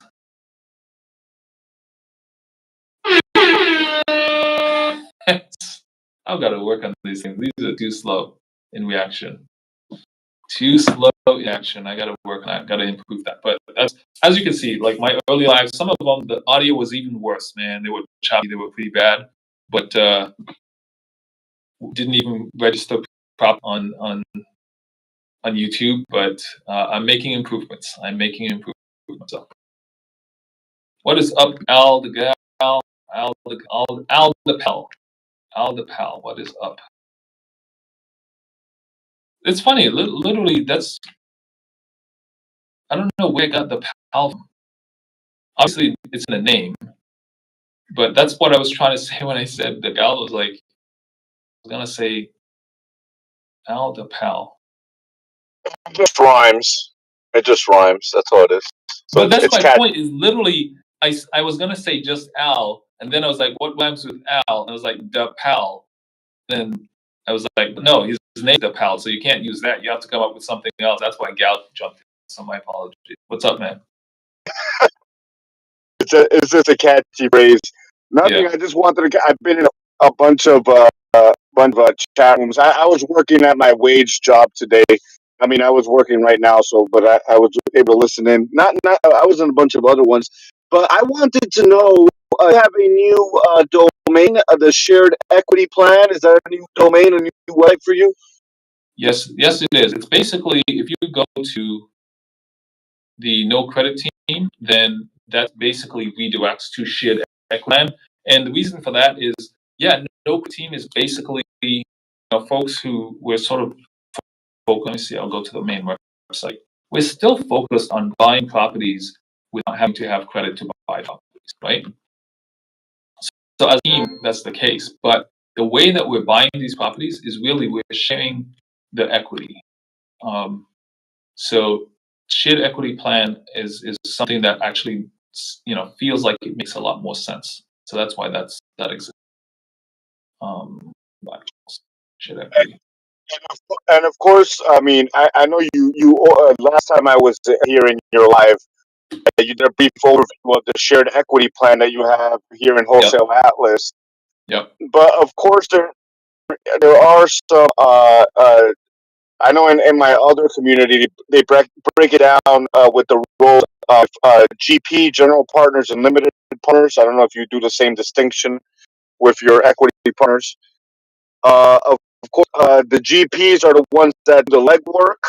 They actually contact the realtor or parties that need to be contacted, express interest, initially underwrite the deal, market the or the potential deal to other partners, and then go ahead and get it under contract with the favorable terms. The GPs, the LPs are the ones that bring in the capital, and they get with their capital equity share on the deal. Is that how you the rules that you have on your equity partners as well? The distinctions. Go ahead, Clinton. Yes, that's exactly how it works. Generally speaking, I sort of talk about it here. This is the shared equity plan. I'll actually go the latest iteration of this, which is a little bit cleaner. So I actually shared with you a video, and I have it on the website as well. It's at video.sharedequityplan.com. It's not open to everyone, but if you I also gave you the link, where if you're talking to an agent, you're talking to a realtor, and they might be interested, or you're talking to a seller and might be interested, you can sort of share this with it, and I go through exactly this. But how does that work to the point?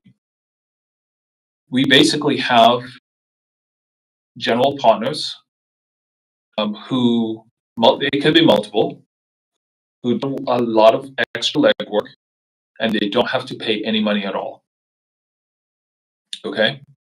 So in this shared equity plan scenario, the whole would potentially be a general partner, right? They would come in, they'd get equity, and the contribution that they're making is they brought the deal, they underwrote the deal, they talked with the seller and the agent and all of those things, and they brought an awesome deal to the table. So in addition to that, they could, and it's not just them, right? There are other people, because we're a joint venture, we all own this property.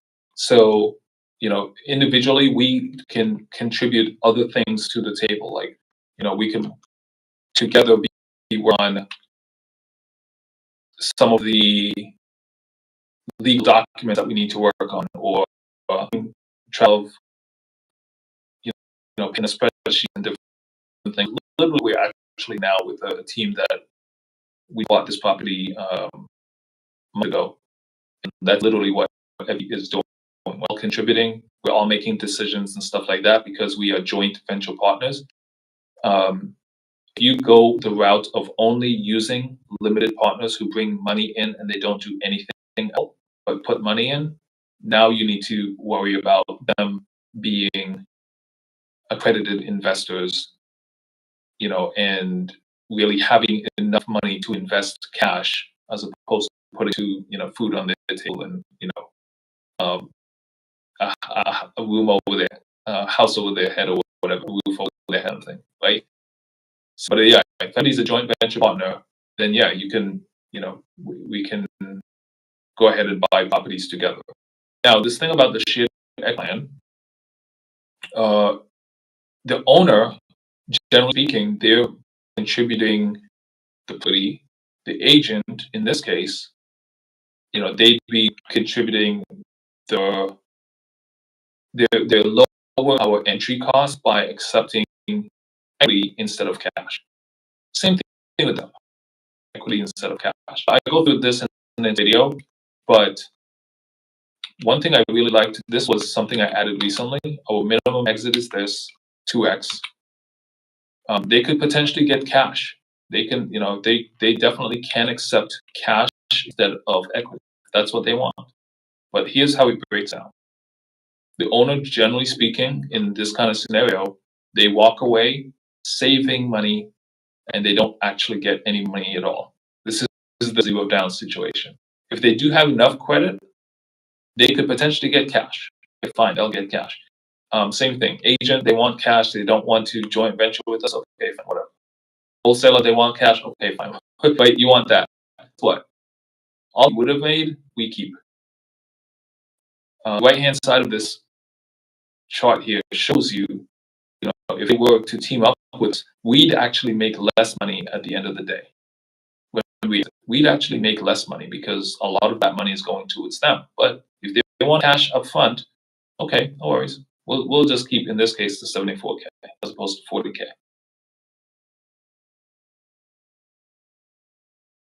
Other questions? So,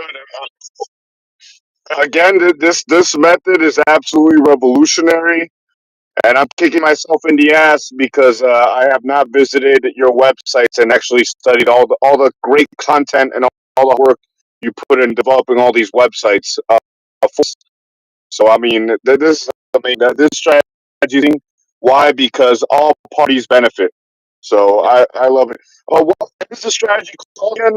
I know you. This is your proprietary strategy. It's shared equity. That's the name of the plan of the Yep. strategy. Shared equity plan. We're basically sharing equity. Pretty much everybody's, if they'll accept it, they will get equity, and we are all joint venture partners. So it's the shared equity plan.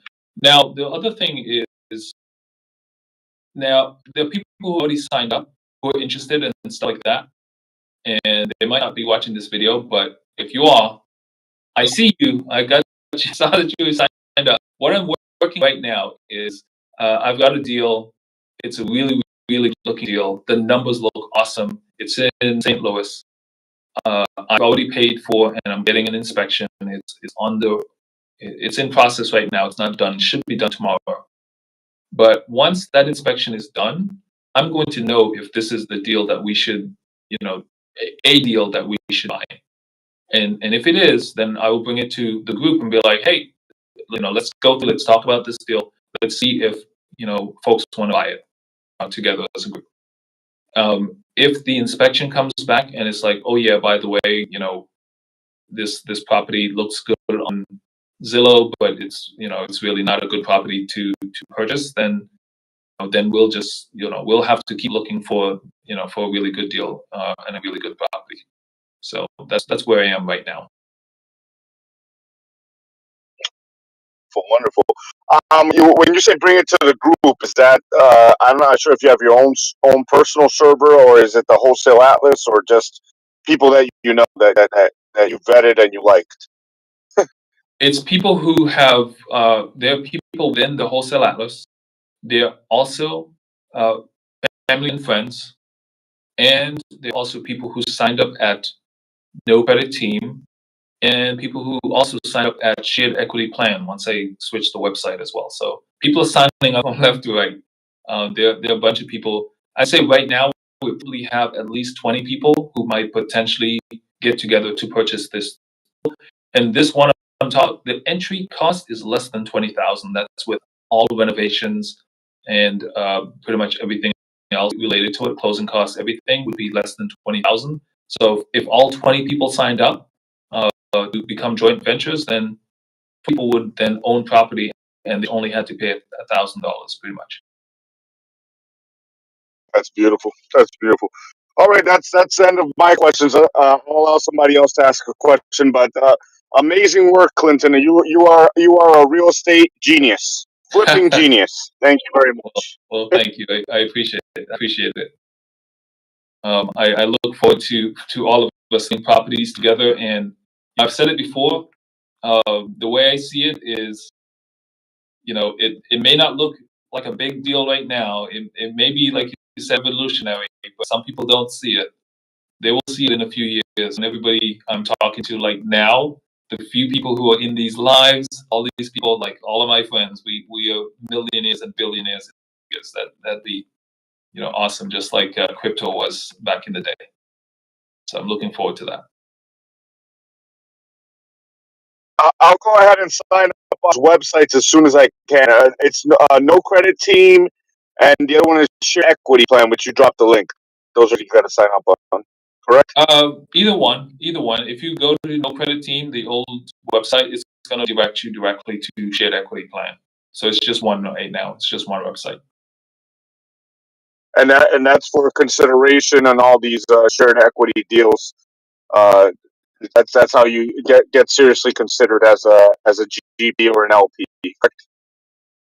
Well, that's a good question. I will say that the way to become an LP, right, a limited partner, which the way that I'm defining it is really, people who put money into the deal, right? But everybody's a joint venture partner, really. But the folks who put money in, so if you want to, I'm doing this work of finding properties. I found this property, I got it on the contract, the money for the inspection and doing that whole process. Something that I didn't mention, but I'm literally having to get the utilities turned on because they've been turned off. I got to get extra inspections and all that stuff. So I'm literally doing the work of a general partner, right? All things you've got to do that other people wouldn't necessarily have to. They still have to make decisions and help out with that stuff once we move into that stage. But right now, I'm running the show in terms of getting that stuff done, right? Before even bringing it to the rest of the folks to consider. But once everybody signs on, then everybody can be responsible for helping out. Okay. Now, how do you participate? Well, you can participate by, like in this case, the example I gave is total entry would be, in this case, this example I gave is 10,000, but our total entry would be 20,000. You could be one of the people, right, putting in $1,000 if there are 20 people, putting in $1,000 to the property. An alternative would be if you were to find a deal just like this. Let's say you found a deal in Tampa, just like this. You found a deal in St. Petersburg, right? In St. Pete. If you found a deal in Ocala, you found a deal in Kissimmee, somewhere, and it's a really, really good deal just like this, and it's a subject to just like this, right? Then you wouldn't need money in at all. You would become a joint partner by, by bringing the deal. So there are multiple ways to do it. For the GPs, is there a deal submission or a deal form on your websites, or how do we bring the deal to your attention if we're a GP, if we're just a deal finder? Well, very similar to what happened today. One just hitting me up. I don't remember if Andrew gave me a few properties to look at. But like, if you give me, we're connected, right? So you can DM me however you DM me. Folks who sign up on the website, also just they give the email address for right now, and I reach out and they'll have my email address. They can send me an email directly as well. And then at some point, not right now, but at some point, I'll have a form on here where folks can submit an address as well. So they're going to be multiple ways, but wherever I am, you can DM me directly. We're small enough right now where I'm going to know exactly who sent it.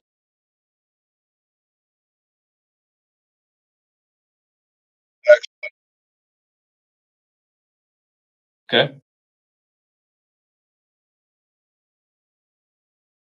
I'll let Francisco ask a question if he wants to ask a question. Sounds good. Thank you. Francisco, I had you come up on stage. We talked earlier about a property in Northwest Phoenix where the retail buyer was looking to move. And if we could find her a nice property there and get it subject to, then she could potentially not have to spend too much money and do a lateral move to maybe even a nicer property. How is that going?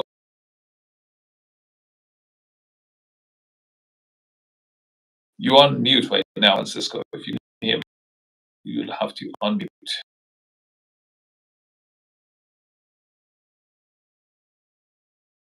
Of course, the standard operating procedure, of course, for DP, you're going to have to gauge the interest the seller or the agent has in structuring a creative finance deal, because we're getting into these deals, creative finance structure, correct? Yeah, that's the goal. Is I don't want to bring a property to the group and say, hey, I've got this cash deal. it's $1 million property, and somehow, some way, they're letting us buy it for $200,000. That might be awesome for some people, but I'm thinking about the people. In fact, I mentioned it earlier on this slide. I don't have a slide for it yet. I'm gonna probably create a separate slide deck for it, pitch deck for it. But I'm all about diversification. I don't want to spend, and this is going to be clearer when, and probably create a video for it as well. But I don't want to spend $50,000 or $100,000 in a single property. I'd rather diversify and spend $10,000 on 5 properties, or $10,000 on 10 properties, or $20 on 5 properties. Okay, so me personally, like this process, I'm not looking for deals and considering them a deal, even if they cash flow a whole lot potentially somehow, right? That are very, very expensive. Maybe in the future we might do that, but yeah, I'm all about, and I'd rather us diversify with a small amount of money. Like if something happens to some of these, like I'm on a deal where the initial seller was is trying to do things that are not proper. Let's put it that way. And if something like that was to happen, and we don't have one big deal and everything, then potentially people could lose money, and they could lose a lot of money, whatever, on a single deal. But if somebody did that on a small deal, and each person only had to put in by $500 or $1,000 or something, it's definitely manageable.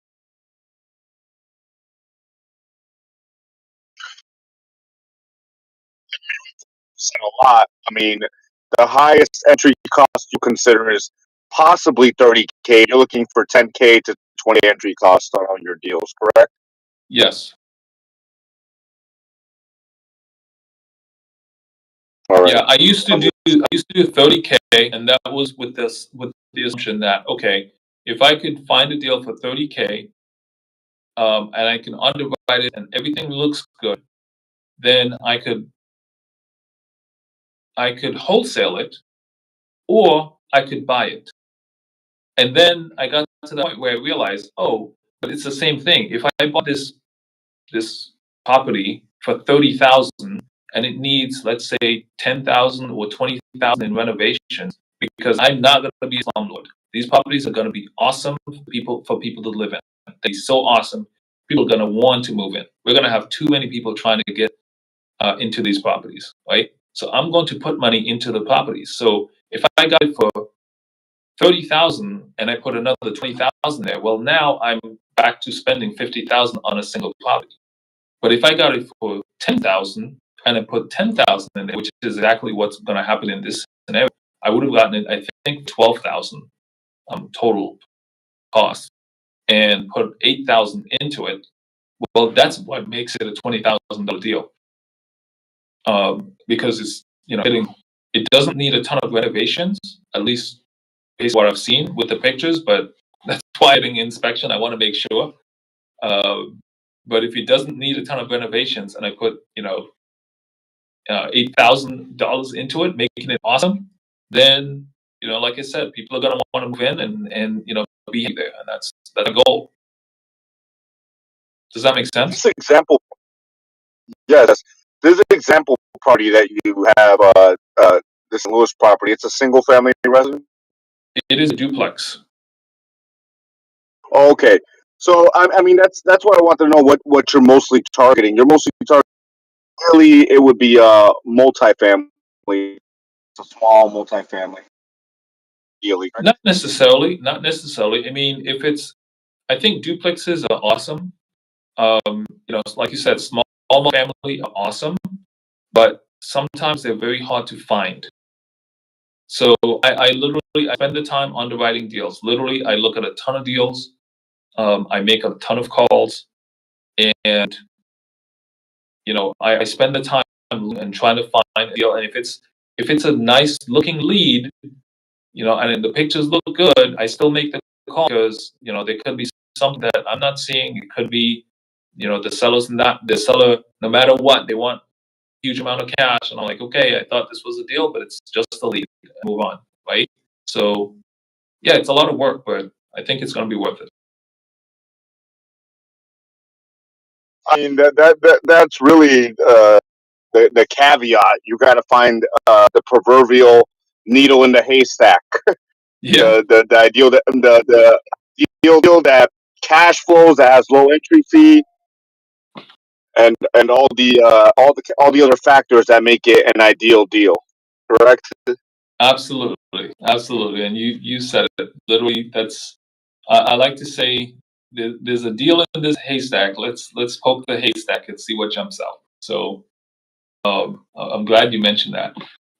I think that the awesome thing about it, and I keep mentioning it. It's this wholesaler is very important, right? I'm basically doing the things like making these calls and underwriting deals and stuff like that, trying to find the right deal for our team to buy. But if a wholesaler does it, then that's an awesome thing, right? Pretty much anybody can do it. And all they had to do was the things I'm doing now, make the calls, and see if the agent is willing to share the offer with the owner. Because some agents absolutely hate subject to. Some people don't understand it. Some people understand it and they still don't like it. So so if you've got some wholesalers that I shouldn't be the only one trying to bring these deals to the team. If I brought the deal to the team, I'm not. Well, let's stop there. I don't know what specifically. I don't think I'm going to accept a whole lot more than that, because the goal is I can see the benefit in bringing this to a team and everybody gets gets the same amount of equity. I can see the benefit there. It's just that in that case, you wouldn't have a separate wholesaler. But if there's a wholesaler that brings it, I'm fine with them getting equity without having to put any money into it. And I'll put money in, and other LPs would put money in. It's fine. You're not even a cooperative business model that much. Yeah, pretty much. And like I said, I think the awesome thing about it is just that this is ground floor. We're basically starting out, and if all goes well, a few years we'll own a bunch of properties. These properties are going to be awesome, and people are going to be looking to reproduce what we're doing.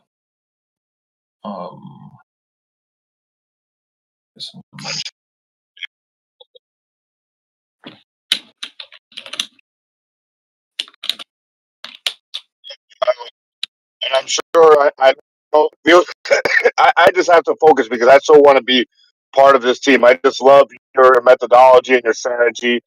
But I'm not for the computer right now, but I gotta sign up for no credit team Yeah. because it's been too long. I haven't signed yet. I have not signed up yet. I have to admit, I have not signed up yet, and I've only glanced at your website. Like, it's my time management, man, and I have two jobs.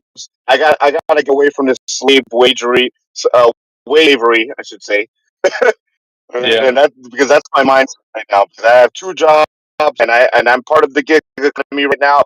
But at the same time, I have deep understanding of real estate. I've been in this game for 8 months already, or since December. Because I still remember you're locking up that trailer. Yeah. I still remember that. Yeah. So we go way back so much. Yeah, absolutely. So you're. Well, I will tell you that you are definitely one of the people who inspired, and so you can take a little bit of credit.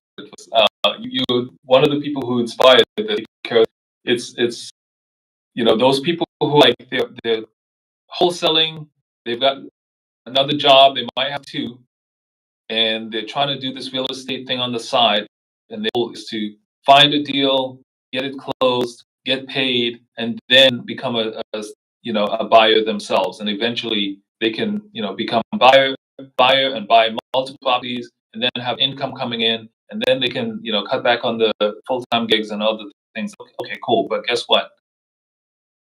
This way you can literally start becoming right now.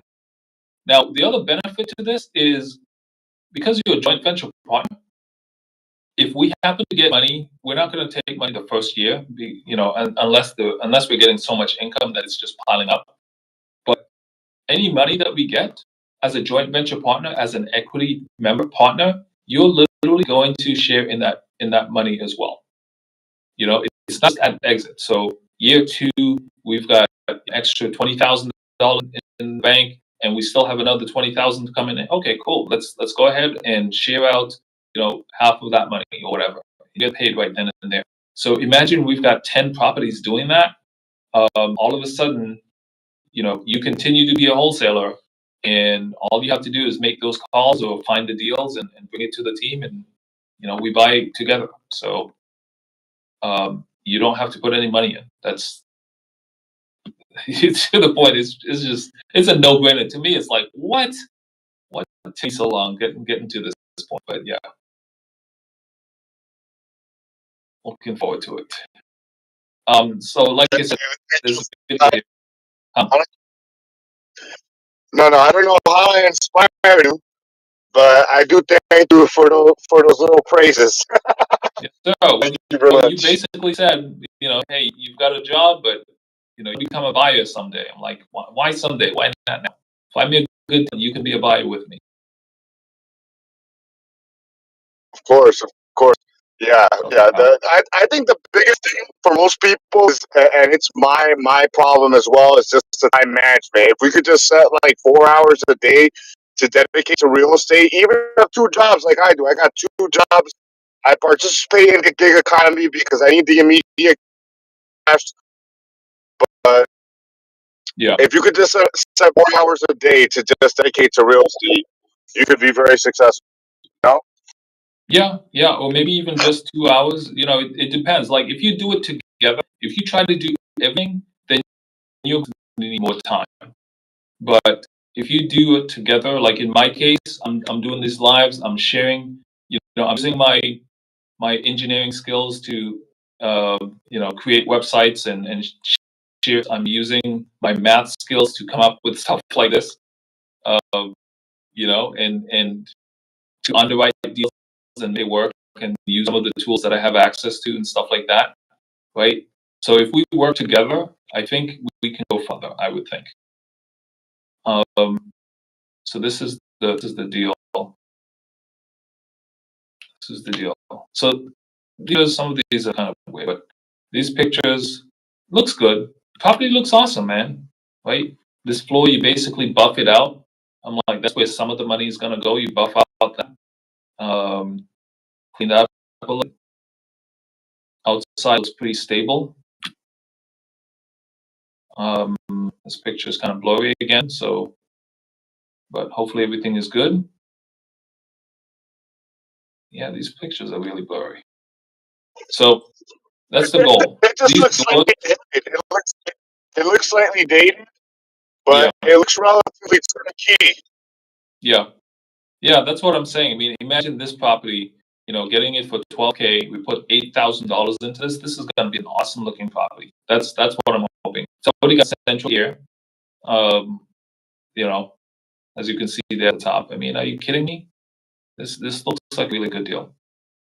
And I'm really looking forward to getting this inspection report and seeing.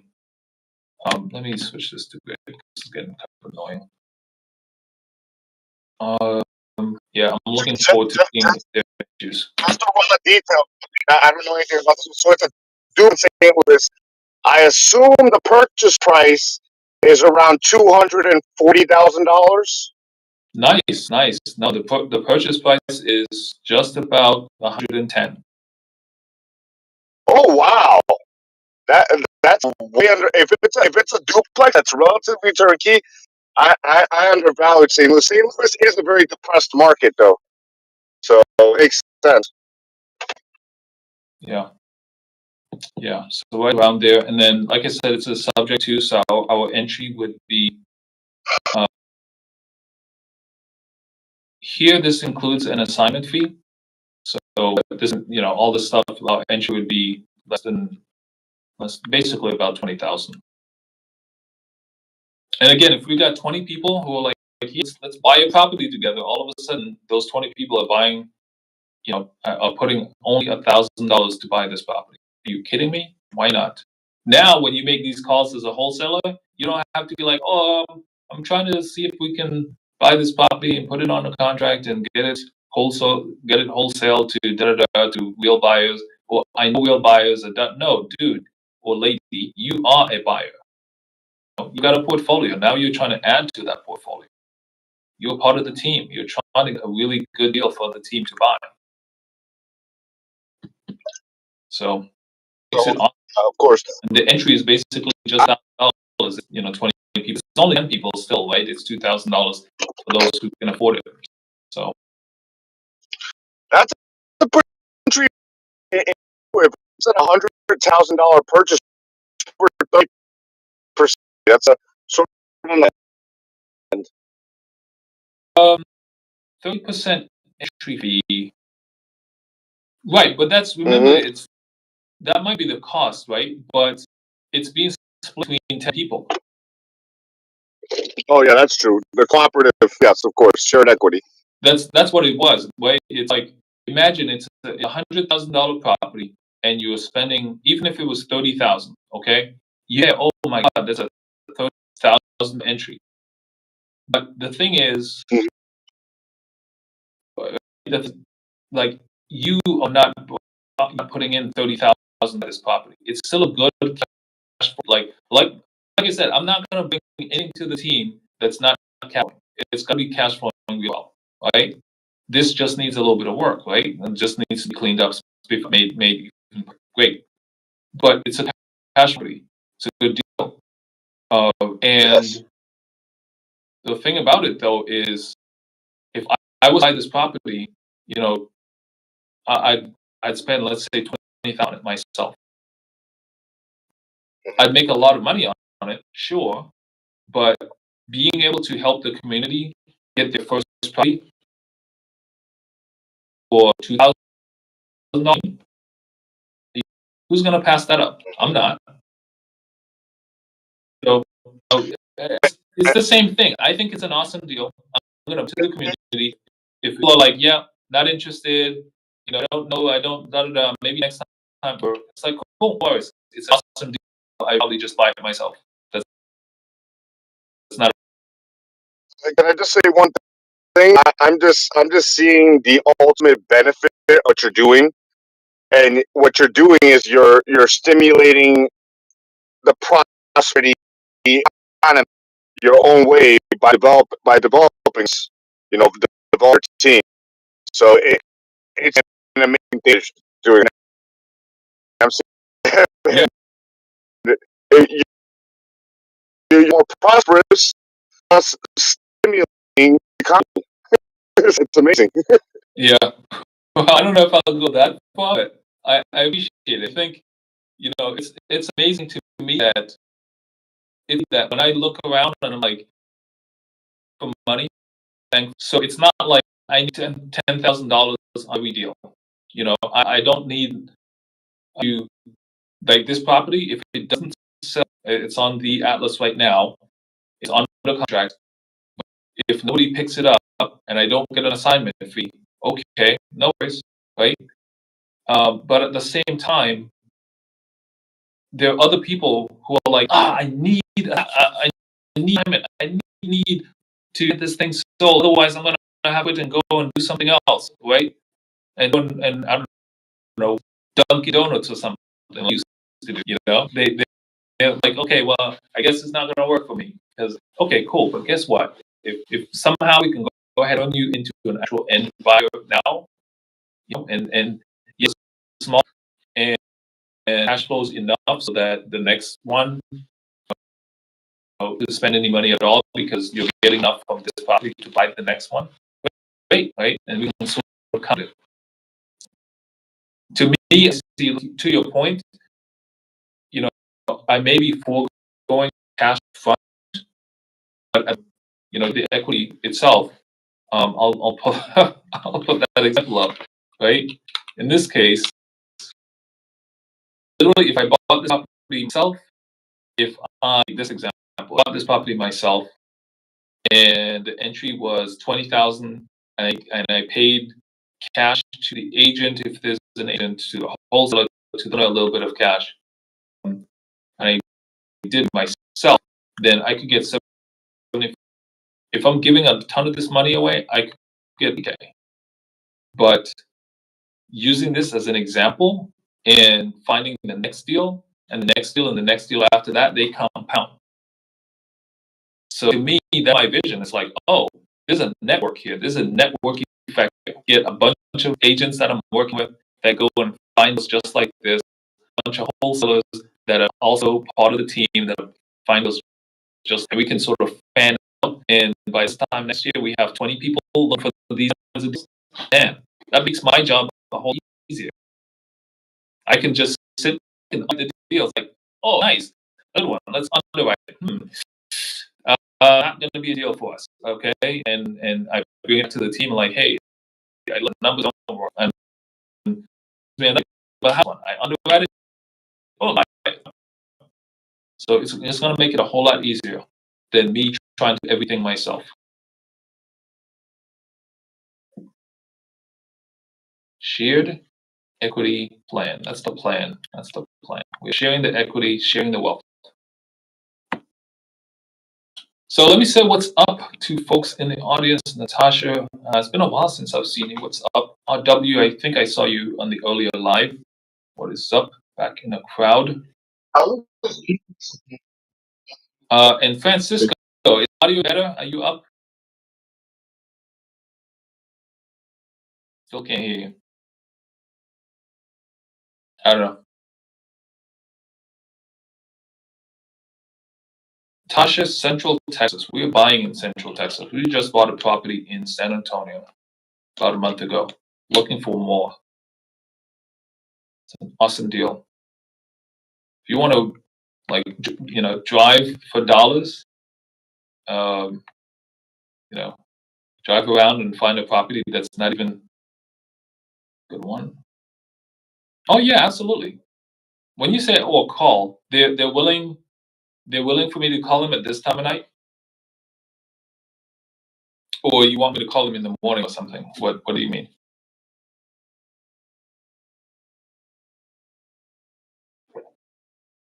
Yeah, I'm the realtor, but when would I call them?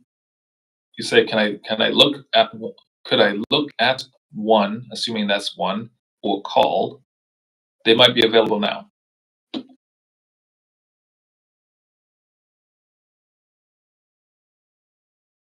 Yeah, I mean, feel free to send me some info and we can take. What just happened? Yeah, so if you drop me the address, you're sending me a picture of it. Oh, I guess you're on your phone, so it's gonna be hard. Like I gotta glean the address from this. Killer land deal in Texas. I don't know any land buyers. I had some nice deals for land at one point. Where are they? Let me go back to the atlas. Is it this where I have them? Right. Awesome land deals. Not very high entry fee, multi-million-dollar deals.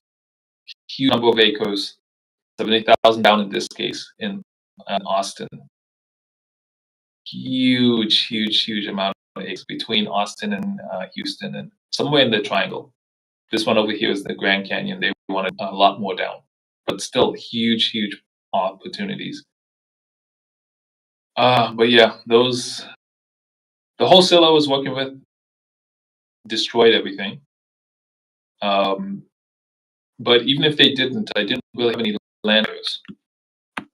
So, and I didn't have Buy Box Live at the time, so it's not like, that's one of the things I'm like, you know what, I need to find buyers. So I'm gonna create Buy Box Live. You can, find some buyers, bring them on, we can find what they're buying. I think this has been updated. Show me an update. Yeah, There we go. This is my invite. if I may interject, But go ahead. yeah, there's a way.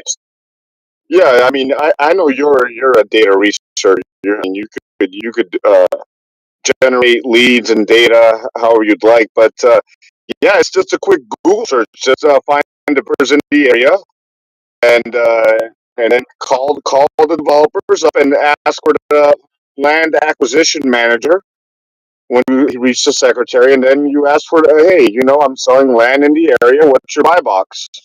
And there you I, go. You got yourself a buyer. I like that idea. I like that idea. So I will tell you exactly what I'm doing here. When I get an awesome idea from someone, I write down who I got it from, and uh, and exactly what the idea is. So your point is just call developers in the area. Yes. Call developers in the area and ask for the land acquisition manager. And once you get to that land acquisition manager, you say, hey, I'm selling land in the area. What's your buy box? I might have something you're interested in.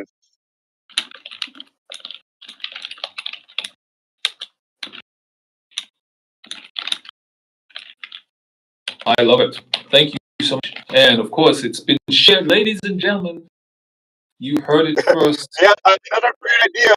It's a great from Al to Tal. I'm glad I'm able to inspire you at least a little bit, Clinton. Absolutely, that's what it's all about. We come together, we learn, we teach, and nobody's an island. Nobody is perfect. Nobody knows everything. So I appreciate it, and I will celebrate you, celebrating Al DePal for that gem. Thank you for that. You're welcome. You're welcome. But yes. So, yeah, we gotta get together. I don't know when you work. I don't know what the time zone is in South Africa or wherever you're at. But yeah, I would love to like get on the live, like work together like this. I mean, right now in the United States, I'm in Standard Time and it's late already. Yeah, it's But yeah, 9. yeah, Well, yeah. exactly. So No. So yeah, this is literally my time. I work on Central Time myself. So technically, right now it is 7 p.m. No, it's just going on 8 p.m. for me. okay, and I'm sure you've been live for. I don't know. I came in late, but you've been live for at least 2 or 3 hours, I believe. Yeah, something like that. Pretty much, I go live on Wednesdays to Fridays, somewhere around 5:30 p.m. Okay, Yeah, and other Central than that, Time. I'm available. Yeah, Central. Yeah. So for you, it'd be 6:30. An offer sent to him. Okay. Yeah, needs a developer. Great. So this person just wants an offer sent. So I'll tell you, Natasha, sometimes this is a 6-3. Interesting. Now, you know what? Let me figure out. This is in Texas. Deep in the heart of Texas. He wants an offer sent. So I'm not going to share the address because we are on live, but what I will do is look it up on a different. I will look it up on a different browser. While y'all can take a look at my buy box. It used to be a little more complex, but now it's pretty simple. Las Vegas is actually becoming very hard because it's very expensive, I've seen, and the properties are very small. So they seem to be well built. The developers out there are doing a great job with them, and even the renovators who are doing fix and flips are doing a great job. But again, they're very small properties and they're very expensive, so can't really do too much with them. So I might have Vegas to. is losing population. Vegas is Yeah. losing tourism, and it's losing population. It's losing jobs right now. Yeah. It's going through a little depression right now, Vegas. So that's the other thing to be warned about in Las Vegas. Yeah. Well, I mean that makes it even worse, right? Because to the point, it's losing all of that stuff, and the prices are still high. So it's like, what are we gonna do here? Just not gonna work. Sellers are delusional. Sellers are a little bit delusional. There has to be a correction in the market. That's what I say. Yeah. Okay, so to Natasha's point, this one is, wait, my apologies. Height. He just wants an offer on this property. So what's the question? Let me go back. Okay, so I should call, and it's got a loan on there, and the loan is a conventional loan, pretty good price, balance is such and such, and let's see, the balance is something like 116. So he thinks there's a ton of equity based on this price, but now I have to figure out, you know, ooh, and it's been renovated. Looks like a lot of equity in the fund, potentially.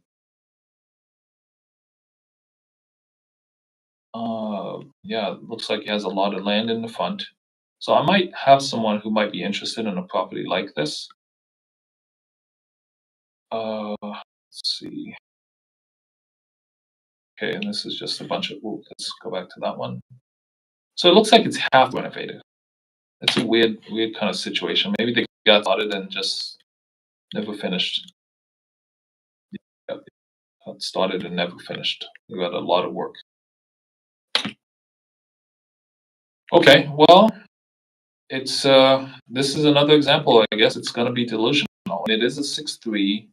The location is pretty good. The price is pretty bad, but I would have to do some comps on this property. I'll make a note of it.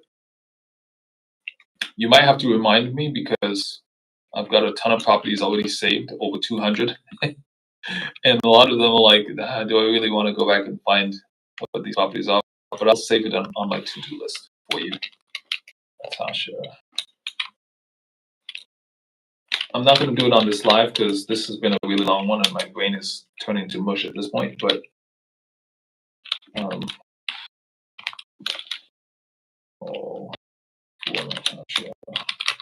make a note. I should review. I should check the comps and call for and checks. Okay, so I'm not going to do the comps right now, but here's the thing that jumps out at me at this thing. I'm gonna point it out. I did it earlier. All right. So using all the way to the top, the same example. I'll go back and say the example we have now is, I'm not sure what the ARV is. That's going to be a question, so I'll leave that open. But they're asking, they've got a loan on there for like 116, something like that. Call it 116. And they're asking something like, let's go back, on market, and they're looking for something like 195.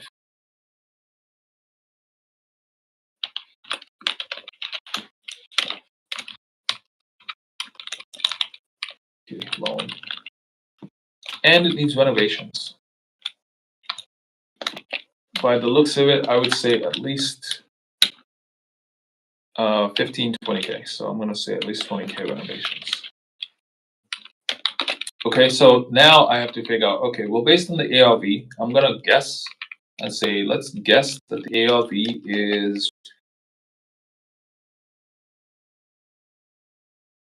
I could be wrong, but I bet if I look this up, it's going to be something like 240, maybe 250. Be a little bit generous, 250. They're asking for 200. And so now the question is, did I just 8K?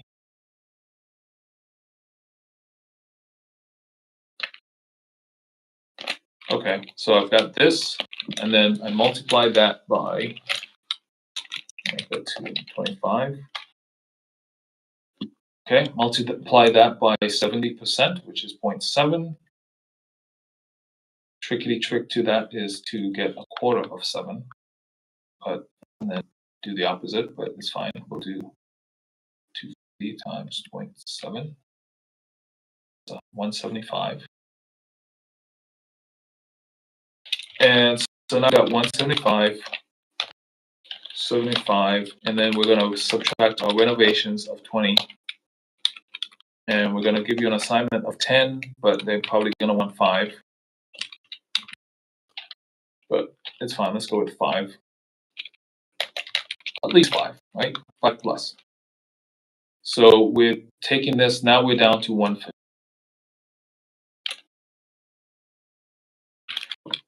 Okay. So if this was to be bought for cash, because it is a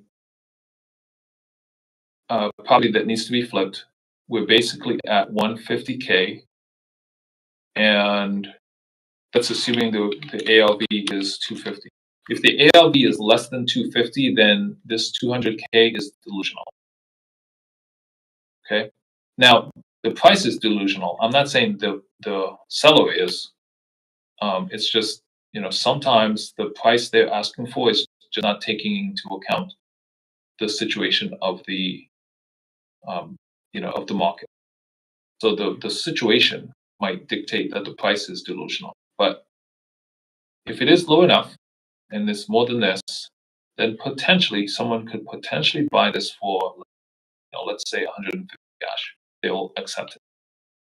Now, same deal. If I'm going to buy this over time, my buy box basically says, hey, I need to put in 20K of renovations.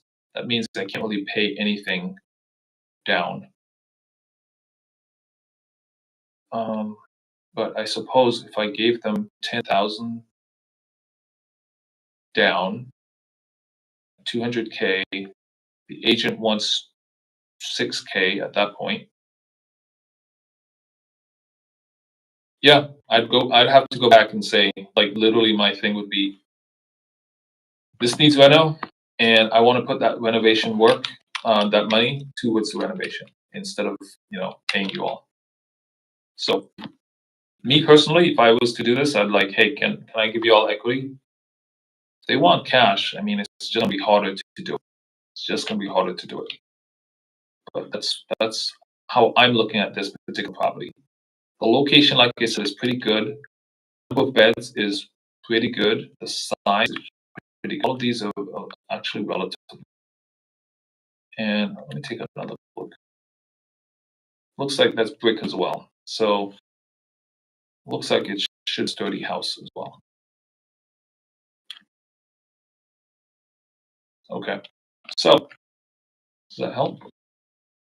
It's a pool in the back. There's a pool in the back. They tried 95. Wow. So they tried to sell at 95 and now it's still on market for 195? How does that work? That is weird. Maybe they're like, oh, okay, we get it. People are trying to give us, 30% off of a price of a 30% off. The people are calling and saying, hey, can I get 30% off? So let's just raise the price so that we can get back to what we want. Yeah, I don't know. So it looks like this property, unless I'm looking at something different, it looks like this was listed at 200 and they brought the price down, after about a month of it listed at 200, they brought it down 5,000. That's what it looks like. So I don't know. And they had it rented for about $1,000, based on what I'm seeing.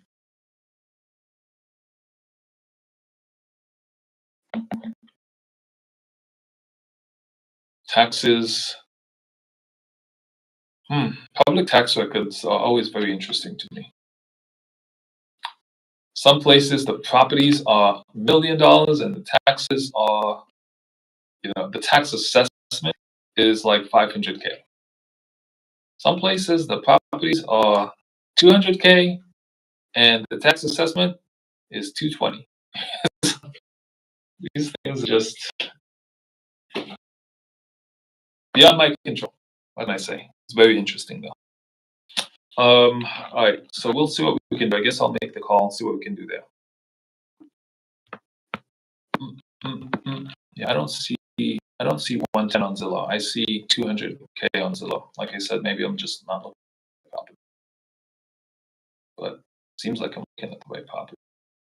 On Zillow right now, I'm seeing it for 195.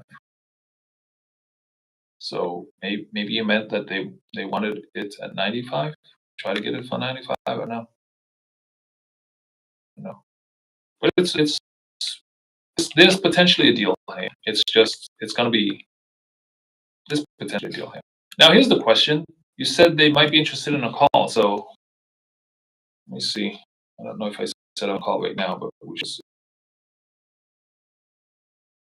Let's see what's going on.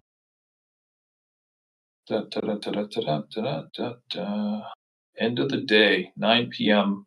It's in Texas, so 8 in Texas. The sun would have gone down. It's summertime, so the sun would have just gone down about 6:30 or so. I want to have a go. All right. Yeah, remind me. I'll give them a call tomorrow. I will try to give them a call tomorrow and try to understand the situation and what we can do here, because it's quite possible that there's a deal here to be had. The property is going to need some work, and my team might be able to buy it. You know, we might be able to buy it creatively. No guarantees, but this is Buy Box Live. This is I think about how can I buy a property first before I worry about trying to wholesale it to someone. Yeah, you mix it with a different property. Uh-oh. See, now I'm worried.